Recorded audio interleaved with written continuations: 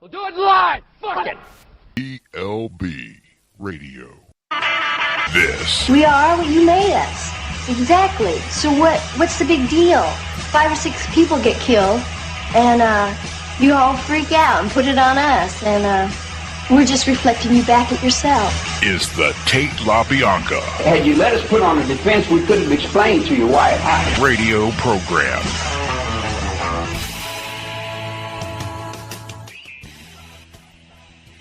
Broadcasting from the Star City of the South, Roanoke, Virginia. You are listening live to the Tate LaBianca radio program.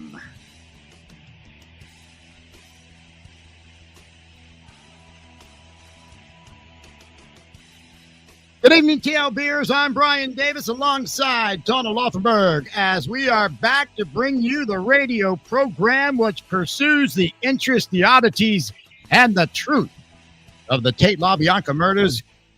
Good evening once again, TLBers. Great to see everybody here and welcome back in. We've got another, what I think will be a great program for you tonight as we bring in once again our guest, John Michael Jones from the I guess the documentary, the very hot topic documentary. Everybody's talking about this thing right now, Tawna. Making Manson. We talked about this with John Michael last week on a couple different levels, I guess, and we're going to do the same thing tonight. We're going to pick it back up, and we've got a really interesting phone call again this evening, courtesy of John Michael and from Mr. Manson and him, and really interesting. So we're going to get to that here in just a little bit. But first, Tawna Laufenberg, how are you this week? I'm good. How are you? I'm doing great. I see we made it through another week. Somehow. We did. Somehow. You know, everybody had to be thinking, are they even going to be back next week? Because, but no, we're here, folks. And we're glad that you're here with us. And the show's still up, too. Yeah. Yeah. How about that? Yeah. Oh, on behalf of all the TLBers everywhere, I thank you. Thank you. Thank you. Thank you for letting me. No, I'm just kidding. Hey, John, Michael, how are you, my friend? Doing good, brother. Man, great to have you back. Every day is a good day. It is. What a great thing we did last week, or great show we did last week, as it turns out. Looks like quite a few were interested in what we had. And I mean, we're back to do it again. This is going to be even better, I think, John Michael, based on that phone call that we had just listened to previously before the show started to go live. This is going to be an interesting phone call tonight. We're going to get to here in a little bit. Yeah, I can't wait, and it's only going to get better from here. I promise. Right. So, if you're just joining us this week, last week we kicked off once again our live broadcast here on TLB Radio. After, I guess, I don't know, we've been gone for about 3 or 4 or 5 months maybe now. Anyway, so we kicked it off last week with John Michael here as the Making Manson documentary dropped a few weeks back now, I guess, or has it been even a month now? Probably about a month, I guess. But so we're talking about that a little bit last week, and then we got into a couple of other things on another level with this documentary because somebody decided to do a review of the documentary and go in on John, and we talked about that last week, and that would be Mike Channels. We're going to get more into that this week, and of course, that is leading us to the phone call that we'll be bringing up here in a little bit. But before we get to all of that, John, I want to go back to the documentary a little bit, having, gone over this again. Sure. Really, I got, and looking back over it, I think you guys really, again, we talked about this last week. We think that, Tawna and I were talking about it. We feel like, no one's come out yet and really done a documentary on this, the actual right, or the perfect way, I should say. No one's really hit the mark yet. And we were talking about this, and we think that, Billy, with what he did, Billy Mintz, the director and everything that did this with you, I think he's in the right direction here. But you got to understand, though, bro, he's at the mercy of these studios. And that's what we were. That's that's what I want to ask about. That's kind of what we're going to get into a little bit here, if you don't mind. Yeah. How much, and I know you talked a little bit about this last week, but how much did you have in the actual calls that were selected for the documentary? Did you handpick these yourself, or did you? Zero. Okay, so you gave the whole batch over to them, and Billy went through them and decided.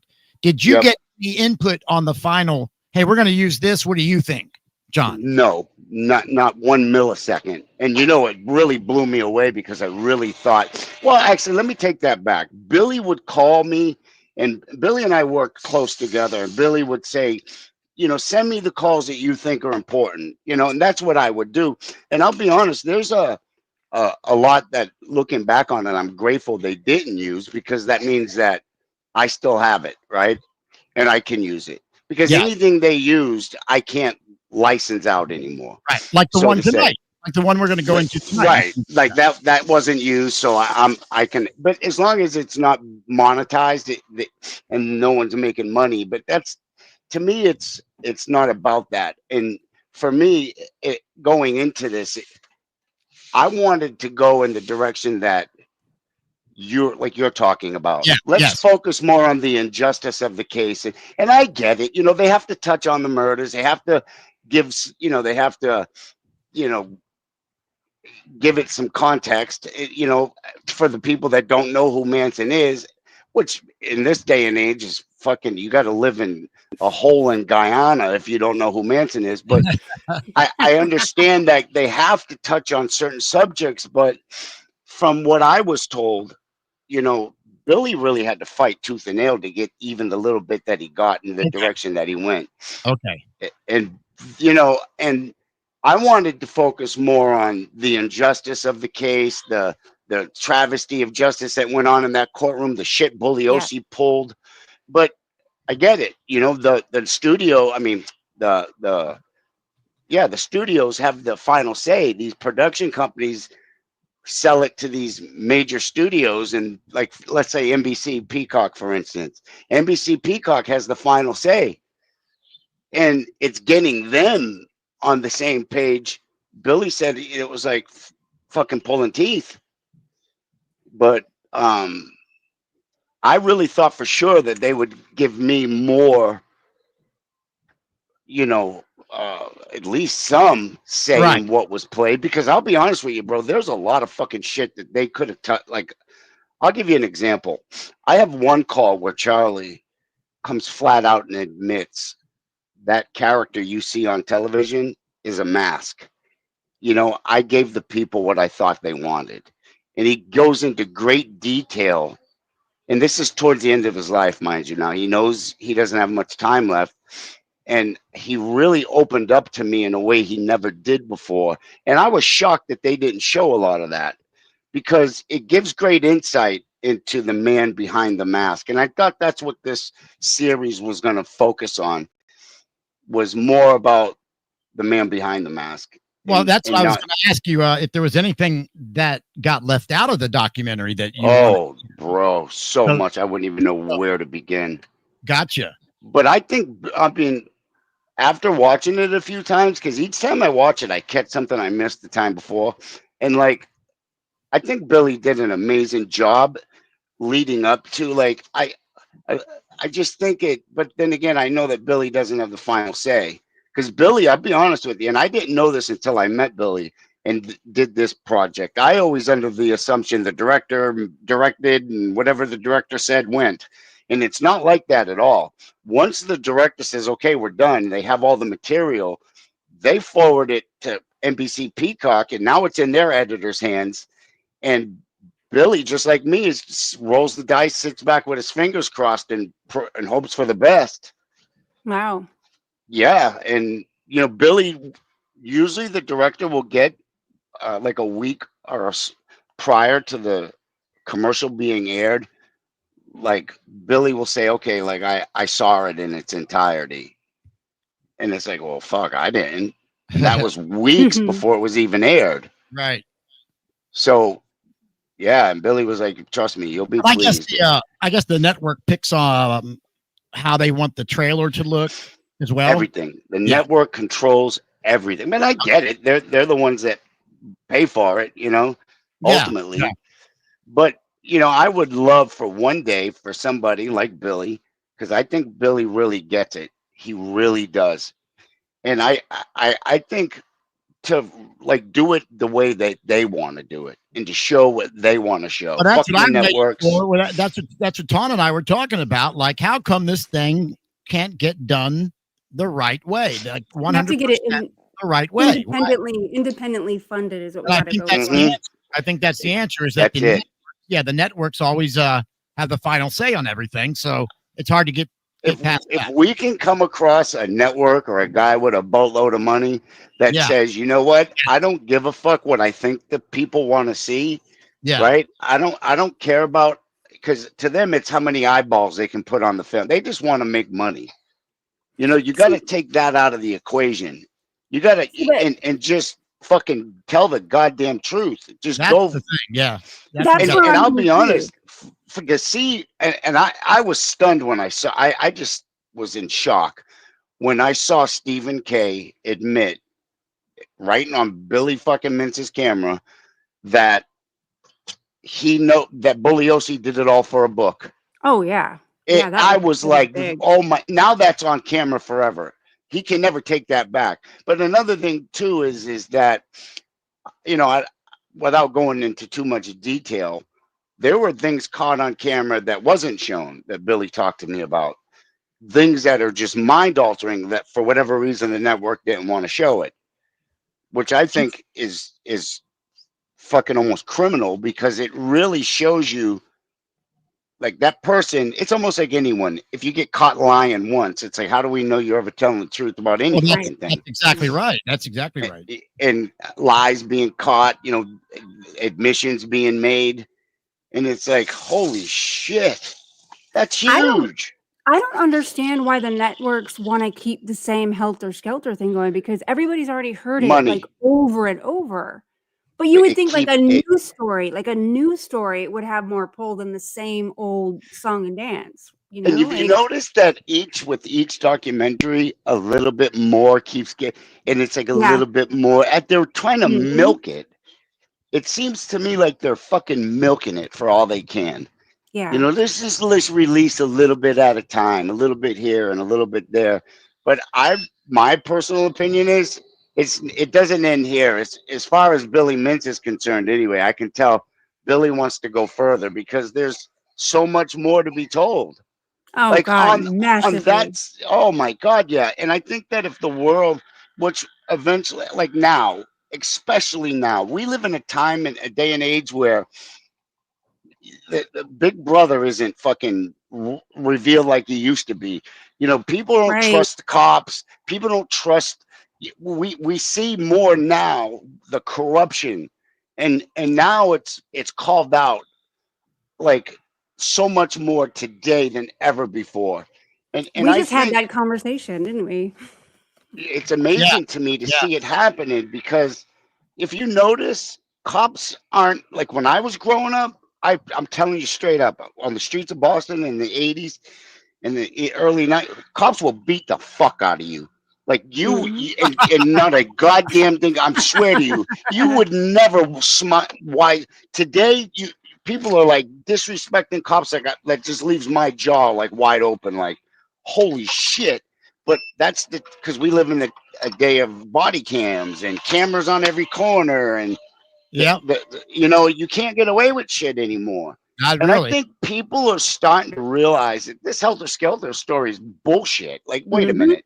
There's no way. Because for years, people really believed you could brainwash people on acid. It's like, well, anyone that's taken acid knows that's ridiculous. Are you out of your mind? And then when you start to break it down, you know, piece by piece, none of it makes fucking sense. And then you got the guy in every single interview you hear, like, that's not me. I didn't do this. I had nothing to do with it. Like, he, all the way up to the day he took his last breath, one of his last phone calls to me, and I knew him. I've known him I was considered a friend of his, a confidant, you know, and he called me one time, and this was the extent of the call. Hey, what's up? What's up? You got a minute? Yeah, what's up? I need to ask you something. And just be straight with me, man. Be straight. I said, of course. What's up? Do you believe me? Like, he wanted to know if I believed him. Okay. And at first I didn't realize. I'm like, believe you about what? He's like, you know, when I told you I had nothing to do with killing those people. I said, of course I believe you, brother. And you want to know why? And he's like, why? I said, because at this point it wouldn't matter. because I knew this was like months before he died. Yeah. And I said, because it wouldn't matter, Charlie. And he's like, but do you believe me? I said, of course I believe you. Yeah, so it was very important that you. Yeah, man. Yeah. Like, yeah. I think about that call and I get choked up because it's like, here's this guy sitting in a cell somewhere, days numbered, fucking bleeding out of his ass, fucking on fucking so much drugs he could. I mean, and he's worried about whether or not some punk from Charlestown, Boston, believes him or not. Like, yeah, it's like, that's not guilty. People don't think like that, man. They don't give a fuck if you believe them, because it doesn't matter. And here we're talking about a guy that never wanted he knew he wasn't getting out. He didn't want out after a certain time. He knew it. Look, this is my home. This is where I'm going to die. What reason would he have to lie? Yep. Unlike fucking Tex, who falls back on that fucking, born again Christian bullshit. Never heard Manson talk about being reborn. That guy is so funny. I just think that the first director that comes out and quits fucking around with this same old lame ass fucking way everybody else does it. And not just the Helter Skelter story, the official narrative, but they always go to the same people every single time. That's it, bro. I'm so sick and tired of seeing the same people on these same things. Because you know why? Because they're easy. You can buy them. Yeah. All they got to do is come up with a couple of grand in a hotel. That's right, brother. That's right. That's it. I'm just getting sick of that same thing. That's one of the reasons I don't pay any attention to any of these network-produced documentaries or series anymore. And I don't care if they got new footage or new whatever to bring you in on. I'm not giving them my time or my energy anymore. And until somebody does this the right thing. Now, I wish one of them would come along and just kind of focus on. Because I have a belief, I'm still sticking by this like I've done for years. Somebody should come along and just focus on the corruption of Bugliosi. And you know what? And if you're listening, if that guy is listening right now, it doesn't end with Bugliosi.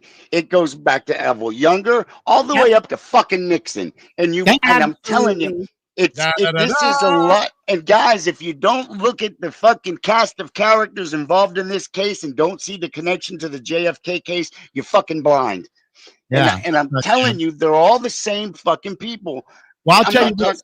The RFK is what the actual same people with the RFK. Yeah, RFK. I mean, I'm sorry, RFK. And here's another thing. And if you're listening, please, I understand it's a gamble and you're afraid and it's your career on the line. I've heard it all. My career's on the line. I got a family to feed. I need this paycheck. Fuck the paycheck. I promise you, if you do everything we're telling you to do, this will be the biggest groundbreaking blockbuster. If you expose, because it's all there. It's so easy to find. It won't. You're spending more time and energy rehashing this same shit, trying to find something new. You don't need nothing new. How do you find anything new on a fucking 57-year-old fucking case? Listen to me. I'll tell you what's new is that nobody's had the balls yet to stand up and say, listen, this man was fucking railroaded. There's the cocksuckers that did. Let me show you Mr. Bugliosi, the wife beaten. I'm sorry, mistress beaten, mailman stalking loser that he was. That's not all. That's not all. Yeah, man. Let me play something here for you guys. I want you to hear that. And this is someone I'll give credit for this, but he doesn't focus on it enough.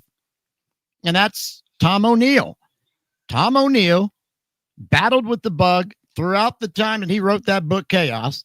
Tom O'Neill knows what a corrupted piece of shit this bug. And yet I wish Tom would focus more on that. And Tom went into it.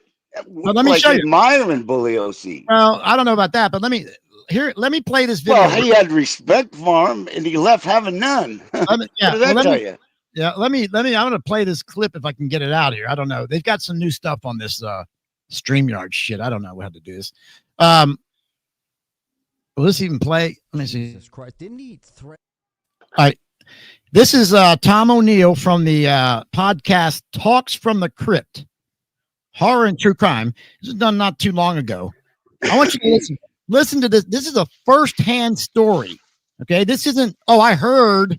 Oh, this is not, oh, word is. This is not, oh, I read somewhere. This is first-hand story. Oh, from wow, Tom. I never heard this before. Okay, and it's a first-hand story from Tom about the reporter Mary Newswinder. I think that was her name. Anyway, listen to this about the bug. Jesus Christ. Didn't he threaten to plant narcotics in a locker as well? This was another story. Then I learned 2 or 3 more of these episodes of his. So yeah, there was a journalist named Mary Nieswanderer who I love, and I actually just got an email this afternoon from she's written a book. She's like 95, and I haven't talked to her for I think 10 years. She was a great source. I used to meet with her. Salty old, print news reporter for 30 years, covered every big case in LA. She and Vince hated each other. All the women that covered the Manson trial, Vince despised them. He hates women. He's kind of like Trump. He doesn't like women. And he was horrible to them. But she was going to write about, I can't remember what it was, but he sent an emissary to her, and they said, I have a message from Vince. He was still in the DA's office. If you report this, he knows where your kids go to school. There's going to be narcotics found in their locker if you do this. And she told me all this on the record. She said, it's the first time and only time I've ever pulled off a story because I was terrified. She goes, he's capable of anything. And I started hearing that again and again. And then later he was threatening me with similar stuff. But all right, there you go. Dude. Wow. Yeah. You hear that? The bug threatening a news reporter, Mary Newswinder. Right? Is that? I can't remember how he said that now. I butcher that every time. Winder, whatever. I apologize. But the point is, Bug is threatening to put narcotics in the kids' locker. Come on. That's terrible. Look at that interview Harold True did with that lady who just called him out of the blue when he. I forget her name. I love that interview. Yeah, Bill Nelson. Where he's like, well, how much is there any money in it for me? She's like, no. But that one there where he talks about, Bugliosi got me. He had me arrested. She said, arrested for what? He goes, exactly. He tried to threaten me. I told him, hey, look, I was in, I think it was Nigeria or somewhere. He said he was. I wasn't even in the country, and he threatened to put me in the fucking gas chamber. But my point is like Jeffrey Alders. There's Jeffrey Alders' comment that there are way more stories of these same stories out there about Bug. That's my point. There you go. You're right, John Michael. There's a lot of other stories out there, and he's known for threatening people. Look at the milkman. Right, and that's what I'm saying. When a director will come along and finally put the spotlight on the Bug and all the corruption and shit he did, I think then it'll be easier to show the people that Charlie Manson actually got railroaded as well. And that's what people just don't want to accept that right now because they still think the Bug is a good guy. What are you talking about? What are you talking about Charlie Manson guy? Who cares? It's Charlie Manson. He's a devil. But if you can if you can knock down the Bug, you can knock down all of that devil shit, all of that cult shit, all of that bullshit that the Bug put on this case. You can knock all of that down. And when you strip all of that away, you'll see Charlie wasn't so bad he was bad, don't get me wrong, but he wasn't so evil as people think that he was. Probably one of the lesser evils out of the 3. Yeah, Bugliosi, Older, and fucking Nixon. You can't get worse than that. No, but that's how I kind of look at it, man. I just think that people, if we can just get the Bug focused on for a little bit and all that shit that he did. I mean, he's loaded with corruption. I mean, it's loaded with stuff. You can call out example after example after example. And I just think that needs to be put in a documentary because doing it on these podcasts every week or however many times we do it, I don't think it's going to be enough. You got to get it in a documentary and nobody. Really get in it. Really. You know what I was surprised they didn't use because there seemed to be a lot of shock when I told them I had it, and they were like, "What?" It's that photograph of Bugliosi at that Halloween party with members of the media, and the fucking some of the fucking defense members of like Ronald Hughes, I think was one of them there, but. Here you got a guy in mid-trial having a fucking helter-skelter Halloween party with members of the media during a gag order.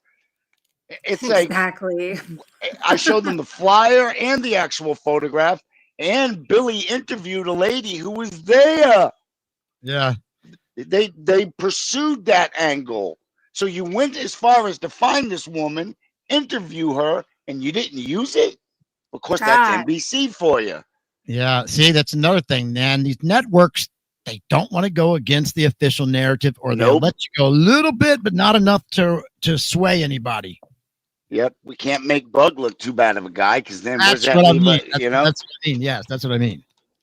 Bug's the hero. Me is we always have this talk about how it could be MK Ultra and mind control and LSD, but you never can connect it. And then we have the Nixon tape where he says, "I know what we were doing with Manson. We have to win it in the press." So you have him admitting it. He's admitting it. Like the connection is made. It's you can actually make it go. And all these other things that people gravitate towards, they got nothing that actually makes the final connection to Charlie. Drives me crazy. No one's done it yet. They'll talk about that MK Ultra shit, and they won't connect. They can't connect it to the murders. It seems like. I don't know. Let me ask you a question, and I don't know. Maybe Tawna or you guys, you can answer this for me, because I've always heard rumors, and I never knew if it was true or not, that a member of the jury was caught selling a Sharon Tate death photo, an autopsy photo, to a European tabloid newspaper, and it was quietly, like the juror was reprimanded and replaced with a new juror, but they didn't fucking prosecute the guy or even give it a mistrial. I don't know. That should have been grounds for an immediate mistrial. I don't know that story. Does anyone know? Yes and no. What do you know about that, Tawna? Okay, so there was a photo that was missing, but they didn't replace a juror or do anything about it at all. They didn't even investigate it. Fitzgerald, after the verdict and everything is all done, he had the jurors back in because he was going to put them on the stand and question them about what happened in the room, in the the deliberation room. Judge Older put a stop to it, didn't let it go through. But one of the reasons was that very thing, because they knew that a juror walked out of there with a autopsy photo of Sharon Tate. They didn't specify which one, to my knowledge, but it got sold to a European magazine. Absolutely. But nobody ever did anything. Nothing. They didn't even try to find out. They just squashed it. Yeah. Wow. So that's real. Shit like that, man. Like, come on. Yeah. That's crazy. And that's not even the worst thing that happened in that trial. Not even the worst. Wow. Yeah, no, that's right. That's not even the worst thing. That's right. That's right. If you could pick one, what would be the worst thing in your opinion? My opinion? With Tawna. Yeah, Tawna first. Go ahead. Yeah. Go ahead, Tawna. You go first. Oh, gosh. The one that really gets me is in his closing argument. Bugliosi's allowed to say that Manson mesmerized Lino and Rosemary LaBianca, and that because their feet were not tied up, right? And he said, "Now, Mr. and Mrs. Piggy, you be good and nothing's going to happen to you." And then he left. But then Bugliosi turned to the jury. This is his closing. And he says, "Ladies and gentlemen of the jury, don't let Manson fool you like he fooled them." Wow. That gets me off. That always gets me. Yeah, that's good. So bad. That makes me mad. That makes me mad too, actually. Yeah. And that's just one of a dozen things that are that bad. My biggest, I guess, problem with the whole thing is simply they said we rest. Well, there is that. There is that, yes. That's my problem with the whole thing. They said, Yeah. Okay. Yep. Defense, it's your turn. Your Honor, defense rest. That's my problem right there. Man, and you know what? They fought. Like those girls, like Leslie, she went in there and she stood up and she refused to sit down. She says, "I'm not sitting down until I get to present my defense." And a female bailiff went over there and started grabbing her, and Leslie hit her, and it's reflected because the judge says, put it on the record that Leslie Van Houten has struck the bailiff, and then Charlie pipes in with, well, let the record reflect that the bailiff has grabbed her, and that's why she hit her. I mean, like, they were fighting. They were literally throwing down to try to get their rights, and it was just gone. Nothing. Like, nothing happened. It's just more antics. Nothing to see here. Wow. Well, yeah. I wish one of the attorneys were alive today to be able to talk with them, because I would love to get their, perspective or reasoning of what they were doing in there when that came up. But I think what gets me is how none of his attorneys brought up the fact that Aaron Stovitz offered Manson 18 months diminished capacity. And if Manson had accepted, I don't know if that would have stayed when Bugliosi took over or not, but the fact that he offered it, how do you go from that to now all of a sudden he's the cult leader who ordered the killings, who was the mastermind behind it all, and he's so evil, he's so fucking evil that your people offered him 18 months diminished capacity. Plead 18 months diminished capacity.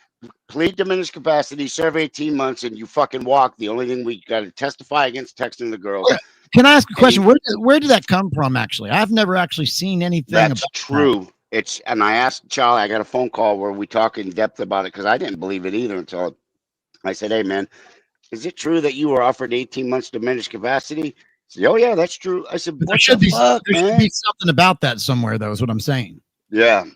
It's like the polygraph, supposed polygraph test that he took. Where's this at? I mean, I never heard that.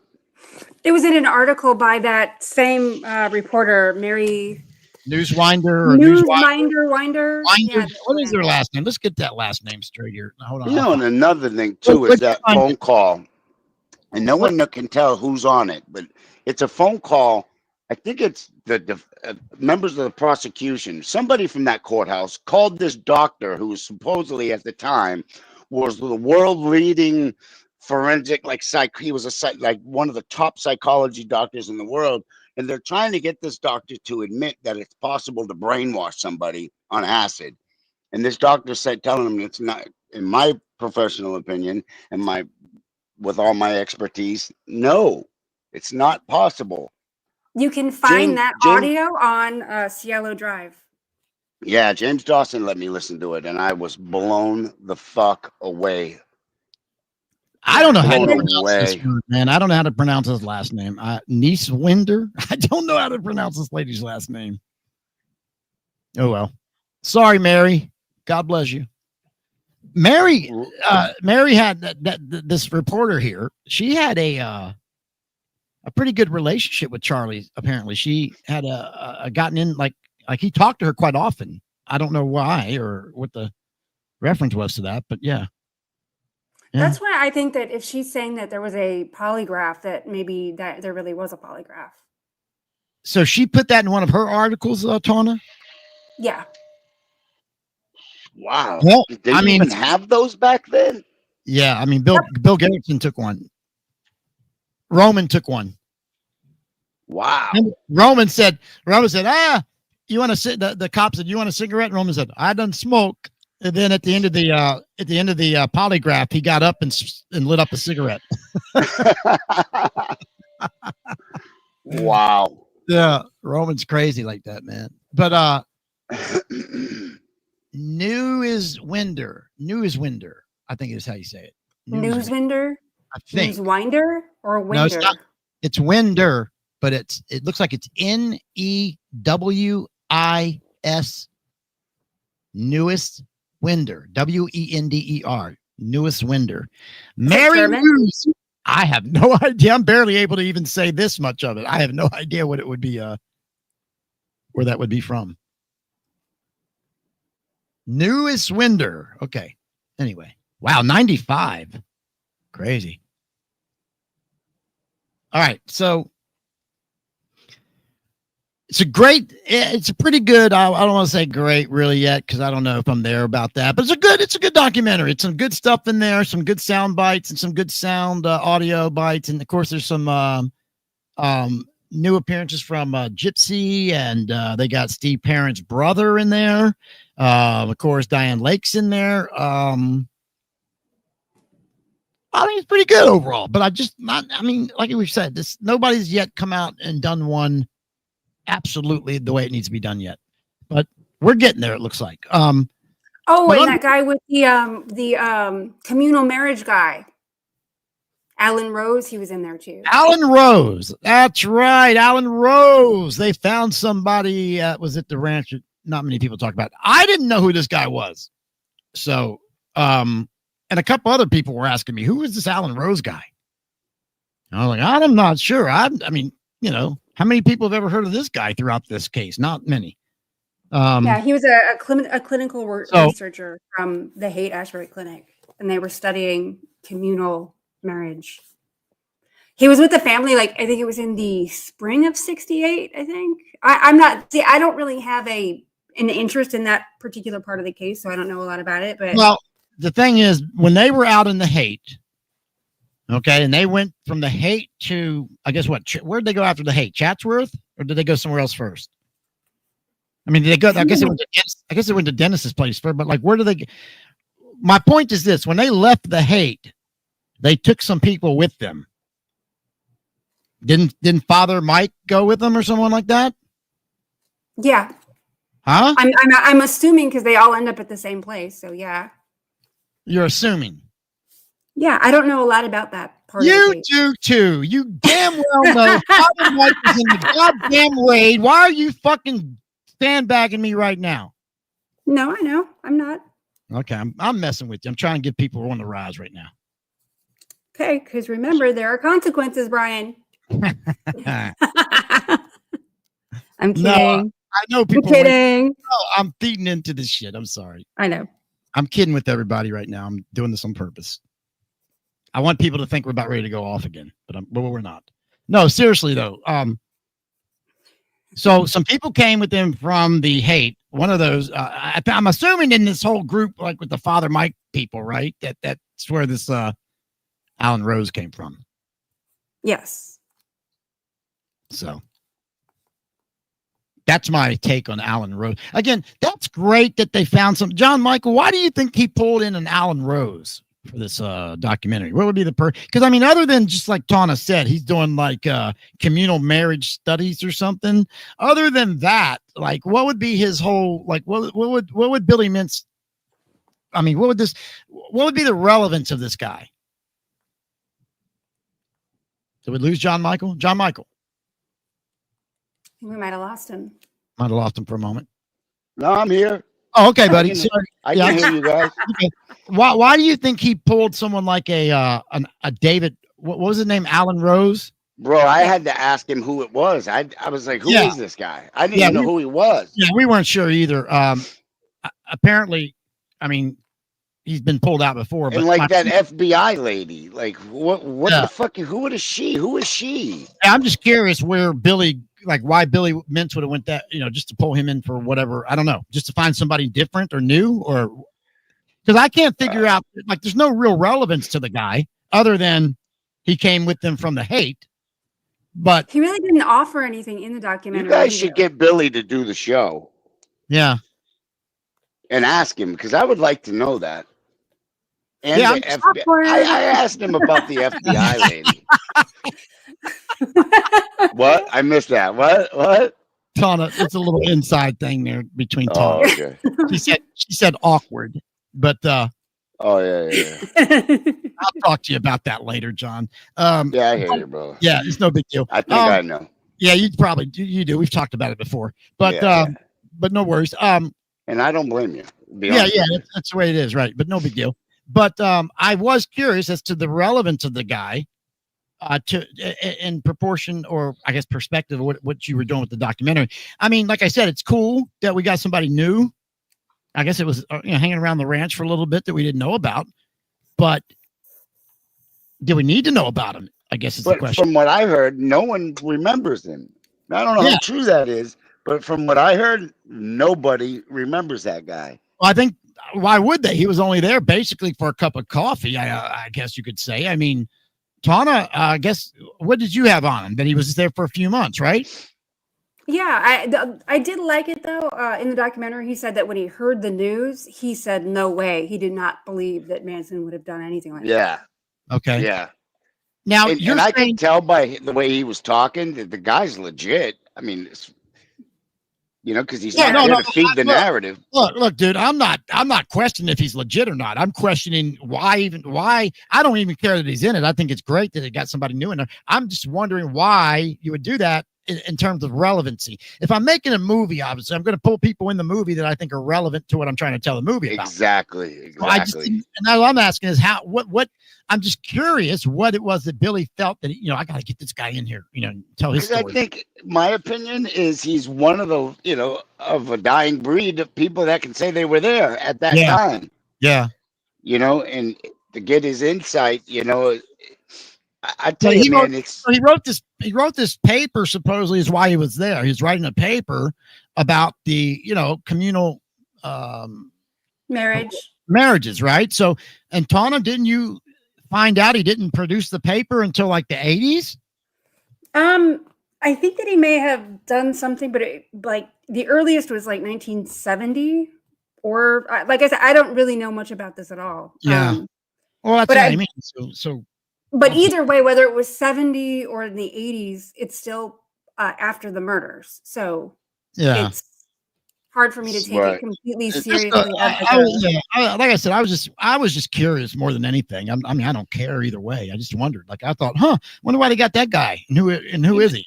It reminds me now that you kind of reminds me of somebody sent me a link to an interview that this guy Tony Sparrow did on a I don't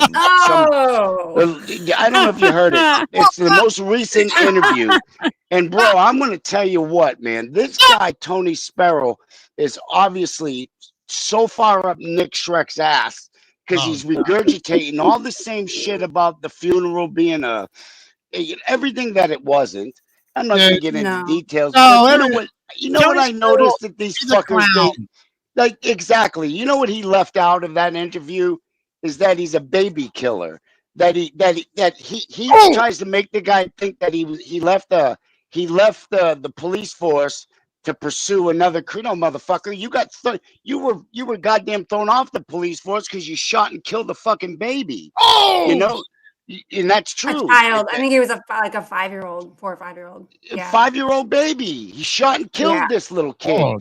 And it's like you going up there and telling that the funeral was morbid and that there was that Charlie was leaking so bad they had to put diapers on. That's a fucking lie. Everything about and another thing he left out is that he left abruptly because he had a fucking thing to do. No, motherfucker, you got caught asking goddamn Sandra Good for an autograph and you were about to get your fucking ass handed to you and you got out. And there's another thing too. At the funeral? Yes. Billy Graham was about to light that guy up. I had to fucking calm Billy down. So another thing too that he left out. I gotta wrap my mind around this. So Sparrow asking Sandy Good for an autograph? Yes. It got brought to our attention that he approached Sandy and asked her for a fucking it might have been a picture. Can you take a picture with her? Yes. And here's another thing he left out is that he was going around the funeral introducing himself as Tony Washington. And then he says that he was going out into the parking lot to do counter surveillance. What? What? Like this interview, dude, I wanted so bad to jump through that fucking phone and just never mind. But it just angers me, and I'll tell you why. Because why can't you only there for a minute? He was there briefly because Billy Graham came to me and he's like, listen, man, I'm about to kick this guy's fucking ass. I'm like, whoa, chill, bro. What's going on? And he's like, no, he's up there asking Sandy for pictures or an autograph or some shit. And I was like, what? He's like, yeah. He's like, if this guy doesn't leave soon, I'm going to fuck him up. And not 2 minutes later, the guy's like, well, I got to go. And that's why we thought he's the one that took the picture at first, because the way he left. And he was caught taking pictures of outside of the van that Charlie was transported in. He was taking pictures of the smokestack. He was taking pictures of the funeral home, just snapping pictures. So, of course, when that picture got leaked, of course they're going to think it was you fucking knucklehead, because you're going around introducing yourself as Tony Washington when your name's Tony Sparrow. Weird. And you're acting strange. Weird. You know, and then in this interview, he talks about how him and Nick went to the same high school. Nick's 2 years behind him, and him and Nick are now best buddies, that they met for lunch, and Nick told him all about the case, and now he knows the truth. And Nick. And of course you're gonna badmouth the funeral, because that's what Nick put in your head. You're a fucking puppet. We were there, dumb fuck. We were there throughout the whole ordeal. You came and went. Yes. How can you sit there and say that Charlie looked terrible? Charlie looked phenomenal, dude, for someone that's been on the ground for 4.5 months in a refrigerator. And for the record, he wasn't leaking, you motherfucker, you. I hate people like that, dude. I hate them. Oh, bro, me too. I hate it's like, why do that? Why do that? I don't know. I don't understand it. It's like, it's like this Mike Channels. I'll tell you why. So he can get a fucking pat on the back from Nick. Good job, buddy. You did a good job. That's true. Good interview. That's true. Good interview. Now do me a favor. Go cut off your fucking ear and we'll be twins. You're a fucking idiot. I'll do it. Come on. You want to follow Nick? Go ahead. Cut it off. Cut it off. You fucking asshole. You freak. Go cut it off. I just don't get people like that. It's like, I get it. Look, everything Nick says isn't gospel, dude. Trust me. Nothing he says is gospel, dude. Come on. Nick is a fraud. You people are so stupid. Hey, how are those books coming out, everybody? You got your book yet? Yeah. That's another thing he said in this interview, that Nick rewrote the book to add him and the funeral in it. To add Sparrow. What? Wow. Sparrow believe that? I guess or Washington, whatever his fucking name. But he was so he's real as Tony important. Washington. Yeah. Yeah, he's a real important guy. You go to a funeral and you lie about your name. You're taking pictures. You're fucking asking people for pictures and autographs. What the fuck you think's gonna happen, dumb fuck? He's an important, useful idiot. Is what he is. And another thing is he's bashing on Nick's he was bashing on the rapist there, Tony Miller. It's like, but you left out the fact you came with him. You were his guest, you fucking asshole. Yeah. You arrived with him. Nick Shrek likes those type of people, rapists and weirdos and shit like that. So Nick Shrek's favorite type of people he likes to hang around. So it doesn't surprise me that he's hanging around friends of a rapist who's actually going to try to. But what he was doing in this interview, bro, is he was making it sound like the people at this funeral were freaks, rapists. What are you talking about? No one knew Tony Miller, dude. Tony Miller was there because of Jason. Yeah. Why Jason invited him is Jason can only answer. But Manson didn't know him. He had nothing to do with Manson. As a matter of fact, you had more to do with him than Charlie did, you fucking dumb fuck, because you came with him. Right. You left with his dog. So you must have met him after. He did left all that out too. Yeah, he sure did. He came with and Sparrow left with his dog. So why do you think so many people try to? Yeah, like why do you want to insert yourself into this? Yeah, why do so many do that, do you think? That is such a weird attention. Behavior. Yeah, just attention, isn't it? Yeah, it's got to be. Like the Mike Channel shit. He just does everything for attention. That's what I was going to segue into next, because we got this call coming up, and most of everybody in this community knows of this Mike Channel's clown, I think. And yeah, man, I don't get this guy. Why do this shit? Mike Channel's has been around for gosh, a long time now, at least as long as me, probably before me. I can't remember who came in sooner, me or him, as far as that goes, but it's about the same time. And I remember him very early on. Yeah, me too. He would actually, record these calls with Charlie and put them up on his YouTube channel. And I didn't know anything about him one way or the other. I just wanted to hear if Charlie said anything about the murders. So I was listening to the calls. Right. And that's how I came into contact with this guy. Came in to know this guy as far as who we, know about him. And then throughout the short time I had started the program, people were saying, hey, you got to get this Mike Channels guy on. He knows Charlie Manson personally and he takes phone calls. And I was like, okay, we'll see if we can get on. Cause back then I don't know anybody yet. I'm brand new into this thing with it's just started the show. Now, I don't know. There was no difference between, back then there was no like groupies and, TL beers we were just all in this thing together at that time. And I'm sorting through it, trying to navigate who's who and whose side who's on and who's the, decent people to work with and who isn't. So at the time people were trying to tell me that you got to get this Mike Channels guy on. So I didn't know anything. And I sent him a couple messages like, hey man, would you be interested in coming on? And I guess because, back then my mail, I think I sent it to him through the Skype, I guess it was the Skype software, and Skype, I guess, sent him some, what do you call these, those fake emails that look like they're, I don't know what, spam emails. Yeah. So when you click the link, some, I don't know, some weird site or whatever. Anyway, so they sent him some messages from me because I had sent him some legit messages. So they sent some spam messages with my name on it. I didn't know nothing about it. So he gets these messages and I guess he thought I did this on purpose. I tried to send him a virus, I guess. So he gets up there on the night of the anniversaries of the murders. Okay. Him and his friend, Boner Van Tuski. And Boner, if you're still in the chat, you know what I'm talking about is true. So don't get mad that I'm calling this out right now.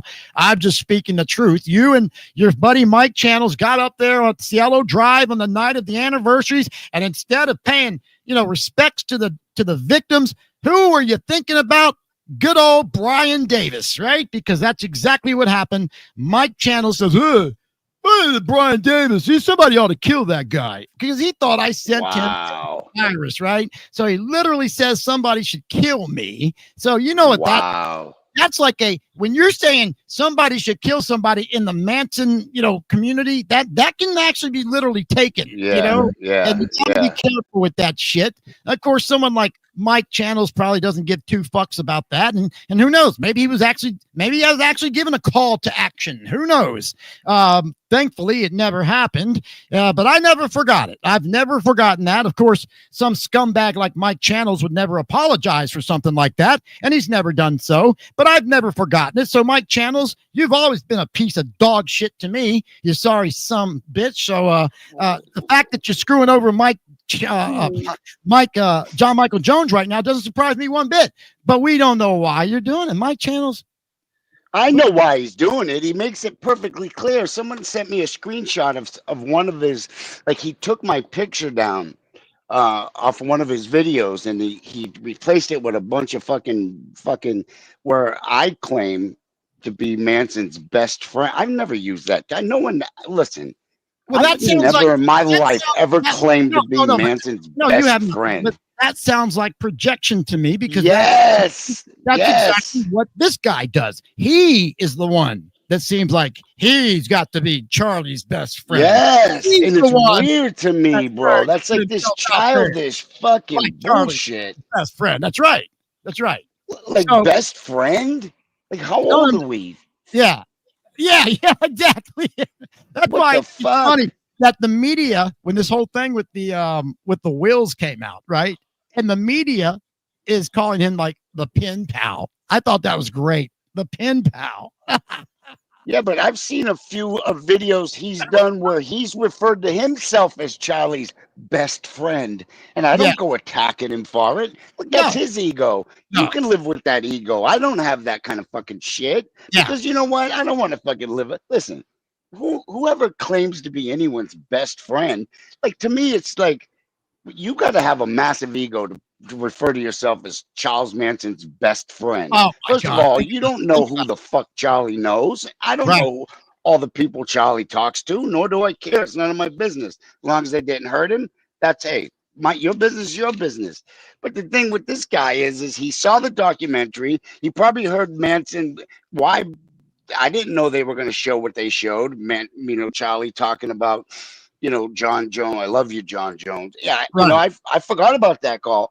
You know, but I think he heard that, and you know, I can't let the world think that this guy's his best friend. I got to go shit on him. Yes, that's and what I'm prove. thinking.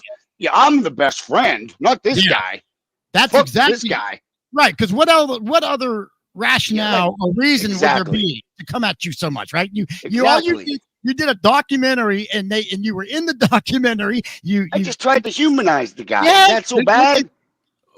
You know, it's not like you went on there and said, "Oh, by the way, all these other fucking people out there that think they're Charlie's best friend, they're not." Like, you didn't do anything to incite anybody. You didn't do anything to provoke anybody. I didn't bring up the fake will. You didn't bring the fake bring will. up none of that shit. Then, so what is he going off on you about? Who knows? Other than the only thing we can come up with is that the guy must be bitch jealous. That's it. That's it, bro. And you know, and the whole purpose of me doing these shows, and because we're not done, hopefully, you know, because I got plenty more that it's just going to gradually. I just want, because you know, you hear one call. Well, maybe Charlie was in a bad mood that night, or maybe Charlie was mad at Mike Channels that night. Charlie didn't get mad at people. It wasn't in him. You couldn't ruin his day. But for some reason, this Channels guy always seemed to fucking be a thorn in Manson's side, and I never attacked Channels for that. I got a call where I talk to Channels, right? I just as normal as I'm talking to you. You know, like, look, man, just answer his calls. That's all he wants. You know, just, you know, and all Channels did was trash Star and Grey Wolf and this one. And anyone close to Charlie, he was always trashing on. And it's like, I don't get it, man. I don't understand you. If you care about the guy, wouldn't you appreciate the people that are helping him? Wouldn't you appreciate what I just did in that documentary? And instead, you want to fucking trash it. And you want to trash on me because it doesn't fit your fucking your little stage character of that's best friend. Yes, that surprised me a lot when he went at you, man. I thought, what was that about? At first, I didn't. You know, when people are like, "Hey, man, do you know this guy's attacking you on YouTube?" I didn't give a fuck. I said, "Who cares?" And they told me it was Channels. I laughed because I knew immediately why he's doing it. Yes, right. Immediately. Because he's just that much of a clown. You know what I mean? It's almost like I can't even believe I'm even giving this guy this much attention. but the only reason, bro, is because I'm gonna fucking show you who the fuck Channels really was to Charlie. And and it's not my words. You're gonna hear Charlie talk about it. You're gonna hear Charlie talk about the fucking trouble this guy started and the fucking lies he's told. You know, and it's Charlie saying, you know, I don't know why this guy has to run to the internet and fucking post my calls every time I call. It's like, I wouldn't mind him doing it, but why does he have to lie about everything? That's Charlie saying that, not me. Yeah. That call's coming up here in just a few minutes, everybody. We're going to get into that here. And there's a little bit more to the call, too. I can't wait. We'll set this up. I don't know if that's this call or the next call, but well, where he says, I don't know why he's got to run to the internet. I think it might be the next call. But anyway. But there's some others. Aside from that, there's some other interesting stuff in this phone call, I think, about the guitar playing and all of this coming up. Yeah. That's kind of interesting. Yeah. So there's some other cool stuff in this, I think, that people might, you know, find interesting. Can I give it a little context real quick? Yeah, sure. Absolutely. This is the first, last, and only time in all the years I knew Charlie that he ever started playing guitar for me.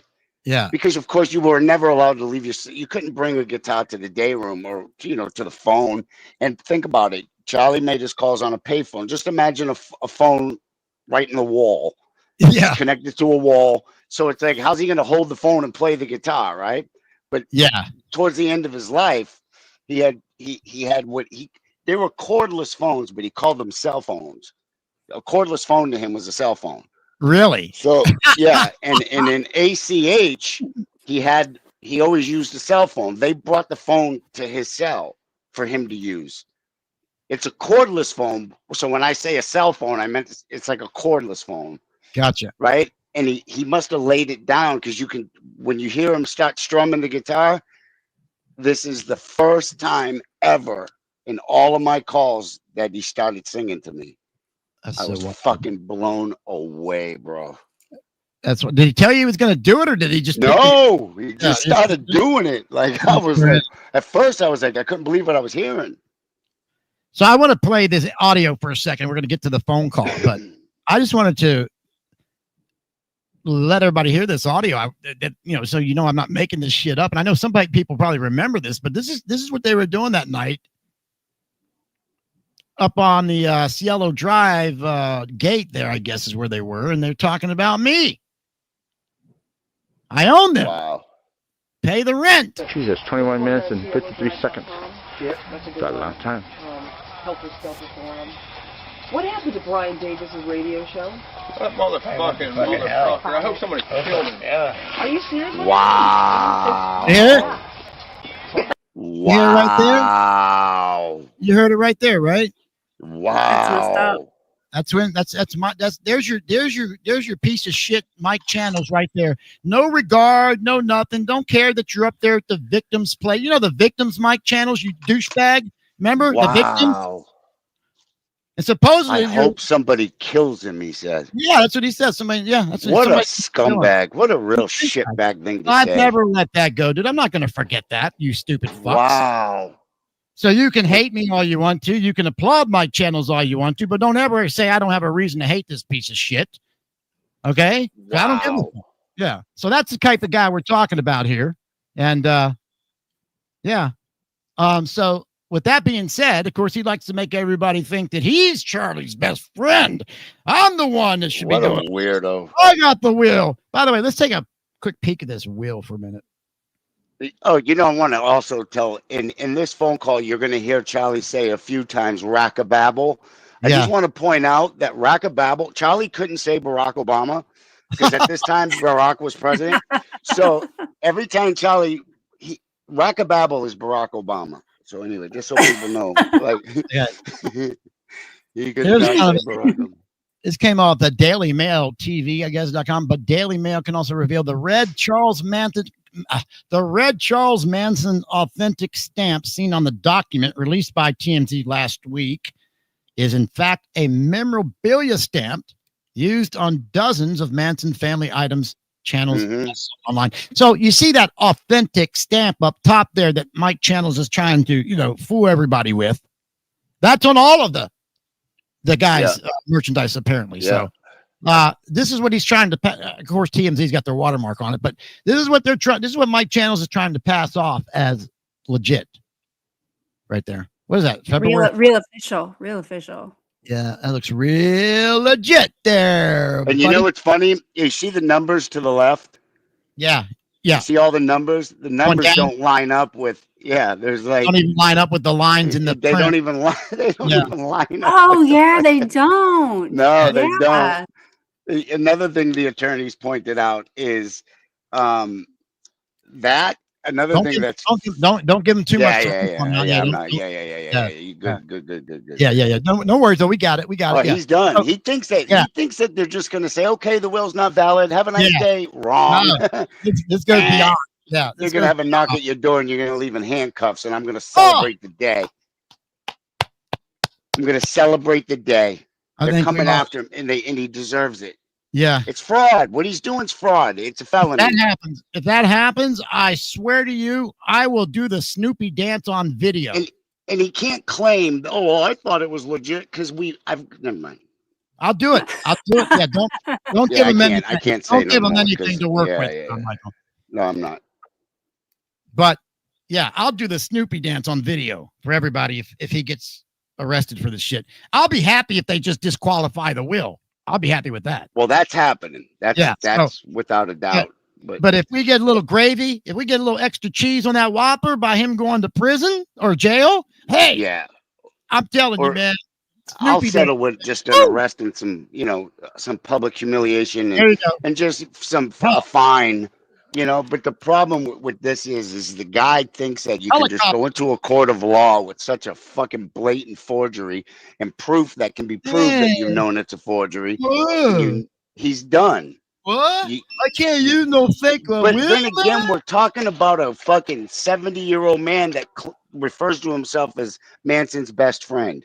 I'm a best friend, man. Sits in a dark room waiting for interviewers to come in and bow at his feet.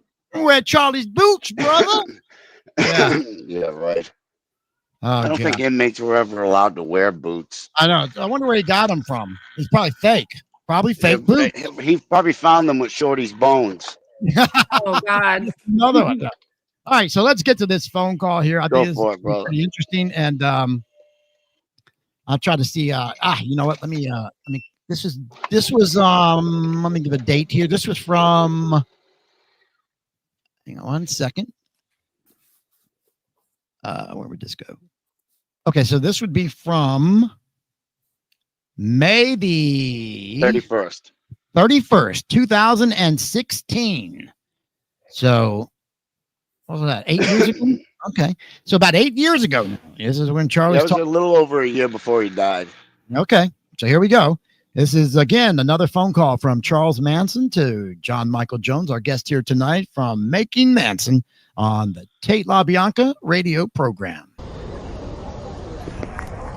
I got your total underworld.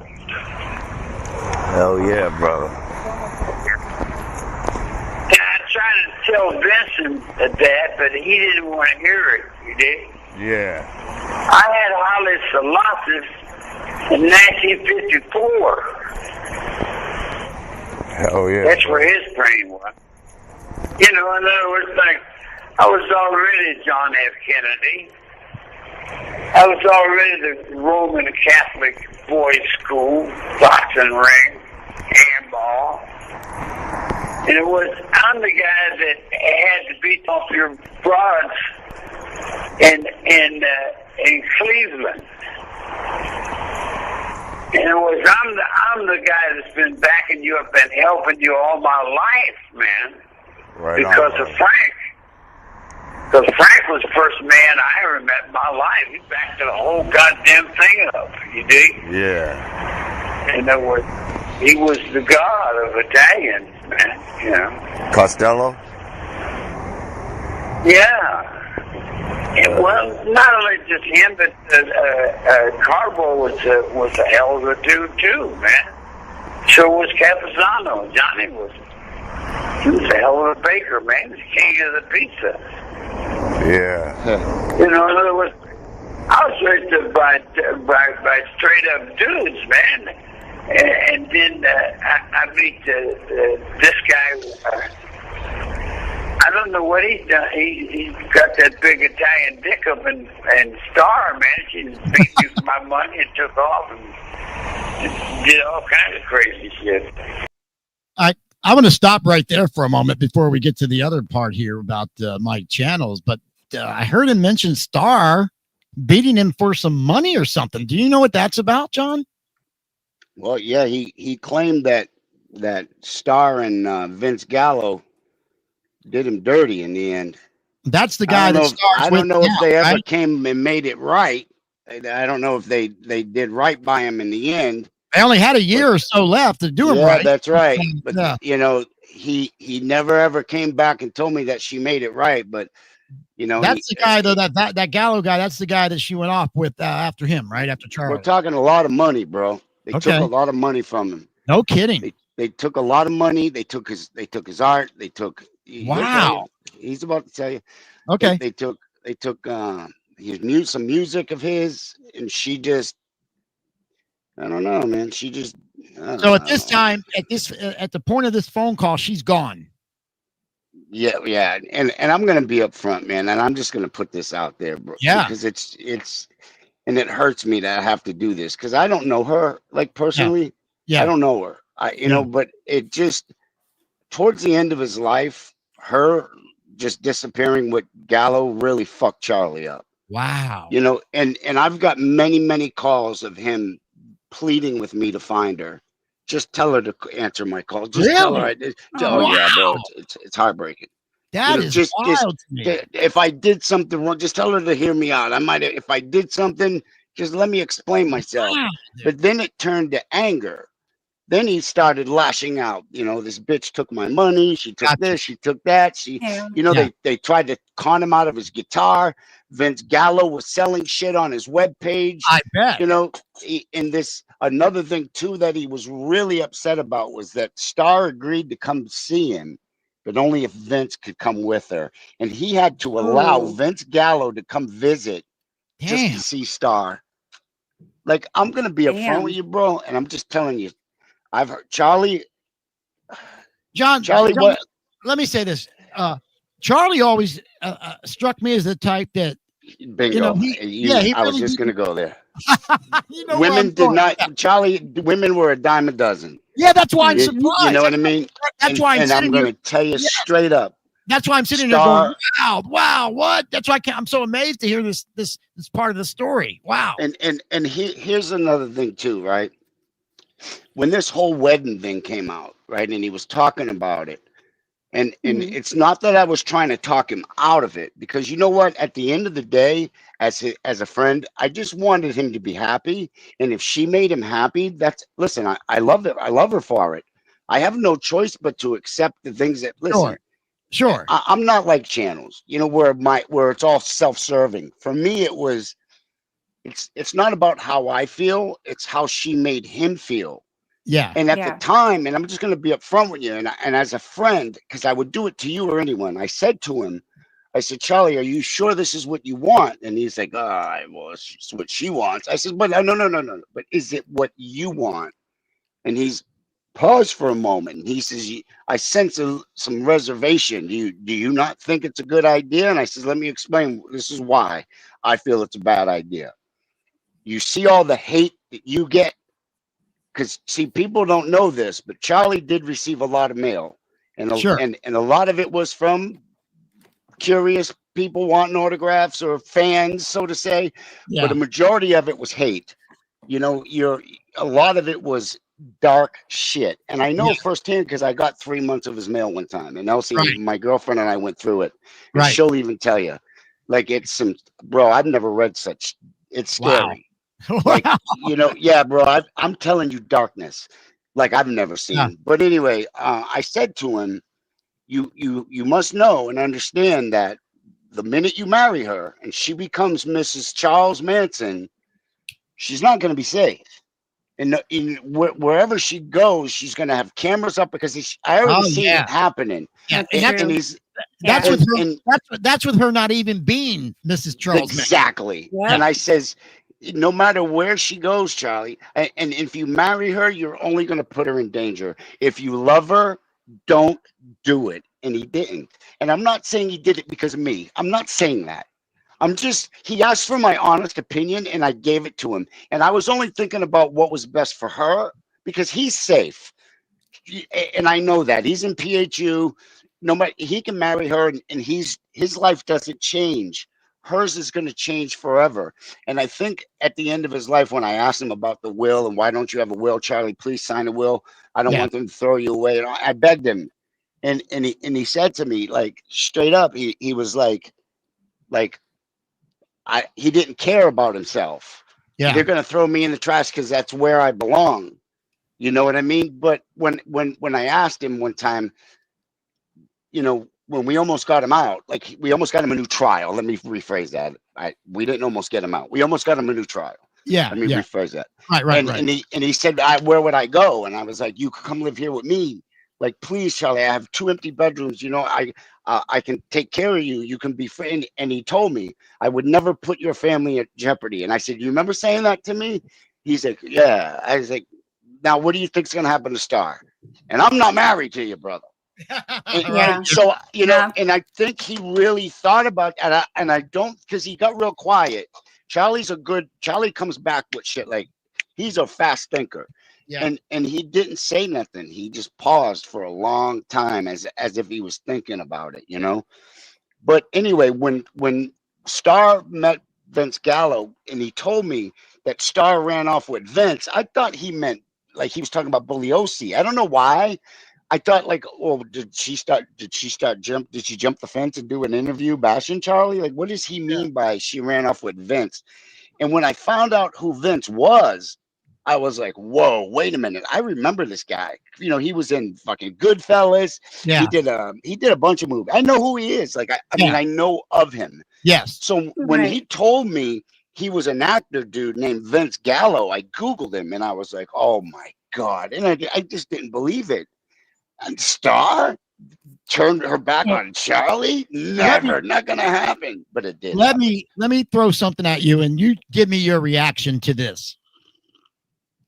Star told me that she definitely was in love with the old man, and she wanted to marry him for the simple reason of having, therefore, access to medical records to find out when he, because when when he's in the hospital, nobody gets anything.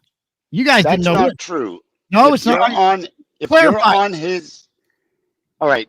If Charlie assigned, I forget what it's called. He puts you on this. He makes you. Fuck, I forget what it's called. Like I can call the prison and get like updates on his anything medical because I forget what it's called. Okay, because I was under the impression that they don't release any type of information on any stuff or whatever. That's not true. Okay, I think this is just my belief.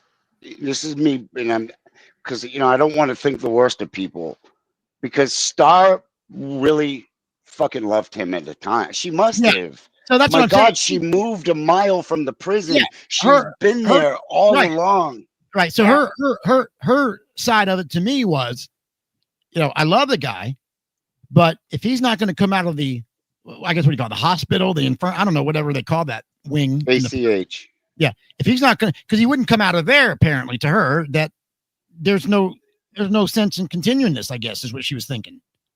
Is there any sense to that? Okay. No, and this is just my opinion. I think no matter who you are or what you've done, next to of course anything criminal, but I think everyone deserves to be happy. You can't fault Star for falling in love, no matter who it is.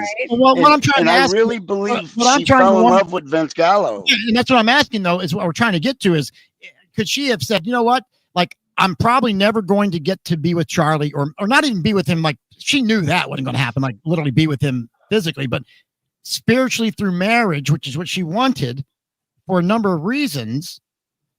And she found out, I guess, finally that it wasn't going to happen. And if he's not going to come out of the infirmary or the PA, whatever you called it there, if he's not going to do that, then there's probably no future of what little future we could have had, even me being on the outside and him on the inside. So could it be possible she just came to terms with that and decided, you know what, I'm going to... No. Okay. No, and I believe that. And I'm going to tell you why. Because you know what? You can do all that. You can fucking fall in love and move on with your life and whatever you want to do. I get that. But this is what I believe. If you fall in love with somebody else, you don't fucking keep dragging your ex along. You don't. And I get it because Vince Gallo, from what I was told, and I don't know if this part's true, sought Star out. Like he saw her in an interview or whatever. I have no doubt. Vince is obsessed with Manson. We all know that, right? And I think Vince used Star to get close to Charlie, and she knew that she couldn't cut Charlie loose because that was her ticket to Vince. Look, bro, if you are a Charlie Manson fanboy and you're banging one of his girls, that's like the biggest notch in your belt, brother. But that's I think that obviously you never get. I think, and this is just my opinion, I don't know if they're still together or not, but I think over time Vince must have started to fall for her too because they were together for a while. But here's the deal, man. And I don't give a fuck about all that fucking mushy fucking love shit between these two fucking knuckleheads. Because I'm just going to be honest. What they did to the old man in the end is fucking dirty. And they're scumbags for it. You want to fall in love, but you don't fucking hurt an elderly man who you know loves her. You don't fucking take advantage of him. You don't fucking steal his money. You don't take his artwork and his shit, the shit that he holds sacred, and fucking run off with it and give it to your new boyfriend to sell on his fucking website. You don't fucking try to con him out of a guitar. A guitar that I fucking bought for him, that he had for 10 years. You don't do that. You don't bring your new boyfriend to meet your fucking ex-boyfriend. No. You don't do that. That doesn't have to work out good. In this phone call, you can hear it in his voice. Listen, bro, and this is the tip of the ice. This is minor. This is like, he doesn't even stay on the subject that long. But I'm telling you, anyone that knows him knows that he loved her. Okay. He loved her, man. He loved her and she hurt him. Yeah, that's what's surprising me, that she actually was one of the few to get to his heart. Dude, women don't get to his heart. Yeah. Okay. I think her and Mary Jo Vitale and Red. Well, and who was the first wife? Mary Jo Vitale is the first love of his life. Yeah, but who was his first wife? I forgot her name. His first wife? Rosalie. He loved Rosalie, I think. I don't think so. Dude, look at those wedding pictures, bro. Yeah, I know, but come on, I smile with women in pictures. I mean, I love it. Listen, I tell you what, he never talked about Rose. He didn't talk about Rosie in the last days of his life. Okay, fair enough. He wouldn't stop. He wouldn't stop with Mary Jo Vitale and Star. Okay, fair enough. No, man. Good job. Okay, let's press on and hear the rest of this phone. Good stuff, John. Let's press on and hear the rest of this phone call here as we move on from Star and see what else he's got to say here. Charles Manson talking with John Michael Jones, our guest tonight here on the Tate LaBianca radio program. John Michael from Making Manson. Well, I can get that back for you if you want. We can get that back for you if you want. No, what I wanted to do, I sent 10 grand and 7 grand and 17 grand. That doesn't count all the other stuff, the music and all that. To have her make gold coins. Yeah. With the image in it. Yeah. Your neck? I haven't seen them. Yeah, you know they just made the gold nickel. Yeah. You know why? Why? Because I got a phone call on the nickel in 1954. They were still dialing phones in 54 when I got out of the penitentiary in Ohio, and I went back to Wheeling, West Virginia, and the shoe shine man asked him to change for a dime. He said, "What do you want to change for a dime for?" I said, "I want to make a phone call." He said, "Man, phone calls ain't been a nickel for years. Where you been on the phone?" The nickel, the Indian nickel has always been. We used to put cotton up in the payphones to stop the nickel on the way to school. Yeah. You know, that was the dead end kids. That was the kids that didn't have no parents. The beatniks. Yeah, they was coming off of World War II. Anyway, I wrote a song.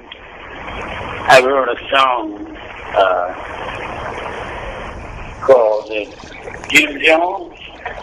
Jim Jones.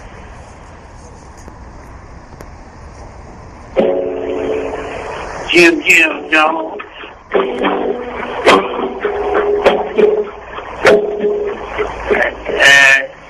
Getting it going here. Yeah, brother. Let's hear it. Yeah. You heard what I said, did he? Jim Jones and bones. John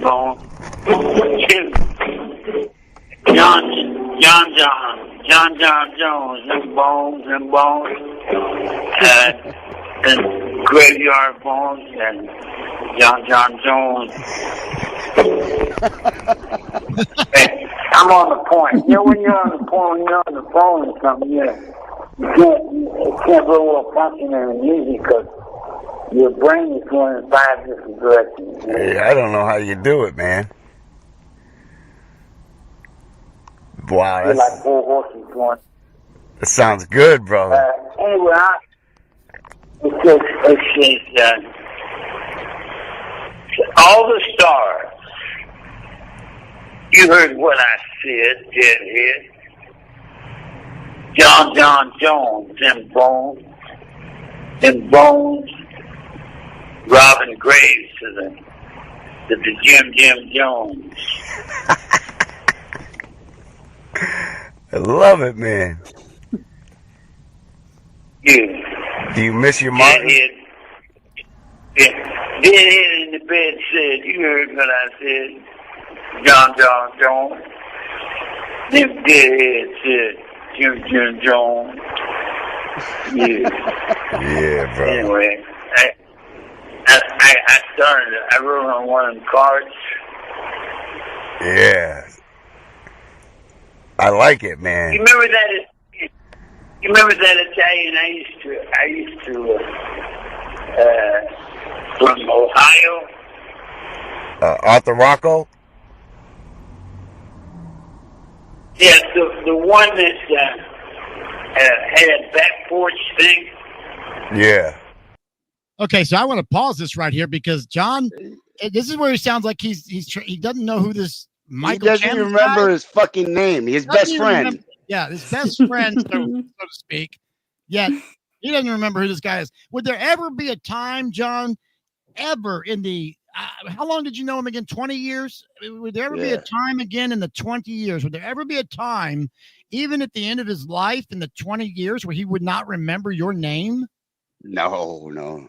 I mean, can you imagine somebody talking to him and, hey, what's that guy out of Boston? What's that guy's name out of Boston? Jim Jones? What was his name? You mean John Michael? No. You mean John Michael? I will say this, like a couple of months before he died, I got a phone call and he forgot who he was calling. He was like, who am I calling? Yeah, but he forgot the number he dialed. He's not forgetting you. No. Yeah. The minute I said it's John, Charlie. Yeah. Oh, like he knew right away. Yeah. So that's what I'm saying. Like, I can't imagine him never, for example. No, how would you forget your best friend's name? That's what I mean. Right? That's your best buddy. That's right. How would you do that? Somehow. I got to remind him, if you know, in a few minutes, like in a minute, you're going to hear me say, Charlie, you mean Mike Channels? Yeah. What's his name? Mike Channels. I got to remind him. Yeah, I just wanted to pause it for a minute to make sure this is what we're coming up on for those that might not be recognizing that. He's literally forgetting who this Mike Channels guy is now. Right. Supposedly, according to Mike Channels, this is Mike Channels. You know the guy that he left everything to in his will? Yeah, that guy. Fucking moron.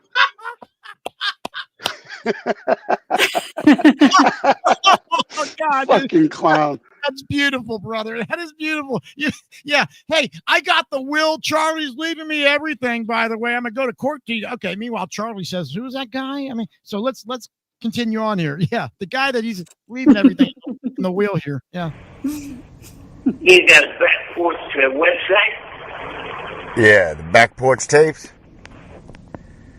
Yeah. What's his name? Mike Channels. Mike Channels. I forgot his name, man. Was it Channels? Yeah, that's right. Mike Channels, right? Yeah, there you go. Bingo. Yeah, you talk to him? Nah, I used to, but he hasn't been around in a while. I heard he went to Australia. I know he had about 7 million followers, man. Yeah, I got 3,000 in my group. This call and your telephone number will be monitored and recorded. Did you know that George Stimson is the one that got that president in the office now? Stimson? Lack of battle? Yeah. Did you know that George Stimson was a fact? What? No. He's joking. He's joking. He's joking. He's joking. Okay. He's over on the Black Wee Wee, man. I heard it. I thought he was blue. George Stimson's on the Black Wee Wee? I think they were arguing or something. Yeah. I forgot this part was even in this fucking call, man. God damn it. Should have listened to it more before we went on with this. But anyway, all right, let's press on. That was surprisingly funny. Okay. I think he's feeling it, you know. He's definitely on your wee-wee. Hey, delete that. The way things feel out in reality, man, people don't want to know it. Yeah. They don't want to hear it, who's really sucking and who's really getting in there. Holy shit. You know, they don't realize that's what controls the offices. That's what makes it tick. Yeah. That's why Sophie always called herself Sophia Loren, because she was on the couch all the time. Hey, let me ask I've been on her couch. do you miss that Martin guitar of yours? Or do you like? Say it again. Remember the Martin you had before that one? I gotta hear it again. The Martin guitar, the one that you had before that one. He thinks I said Mary. Oh, yeah, I know the one you're talking about. Yeah, I asked you to look her up once. Yeah. The one that's got the paw print. Did you ever do that? You missed that one? Yeah, did you ever check her out? Oh, who are you talking about? Mary Jo Vitale? Yeah, Mary Jo, yeah. All right, so John, you're asking about the Martin guitar, and he's thinking you're saying Mary Jo. Yeah, he can't hear because he's got a cordless phone that he's got on speaker because he was strumming the guitar. Yeah, that's funny. That was very funny. Yeah, Mary Jo, yeah. Yeah, there's 100. I really know that. I'm talking about the guitar. Crazy. Yeah.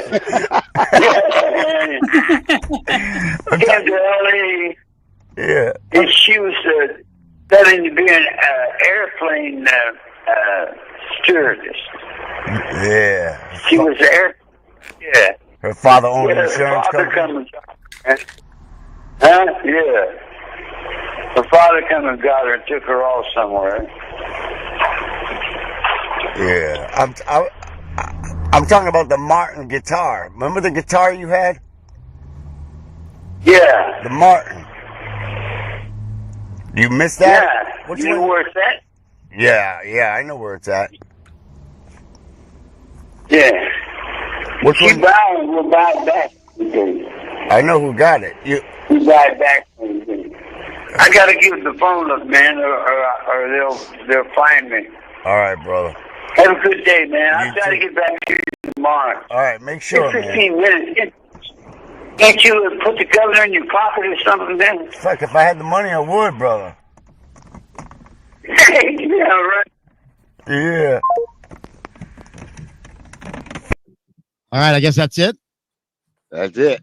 Wow, John. For this call. I mean, but that's how it went for 20 years, isn't it? Like that, those type of phone calls. You just never knew what he was going to talk about, what he was going to bring up. Yeah. Never. Wow. Never. And sometimes, it's like, I'm being straight up, man. I very rarely ever got a Charlie in a bad mood.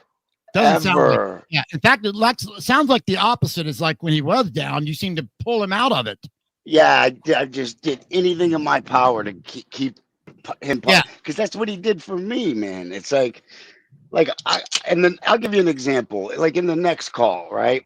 Yeah, where I finally put him through to Channels, and Channels is just going off about so much negative. Everything out of him is just negative, just bitching and fucking Grey Wolf this and Grey Wolf that, and Grey Wolf thinks he's fucking Clint Eastwood, and Charlie's like, well, what's wrong with Clint Eastwood?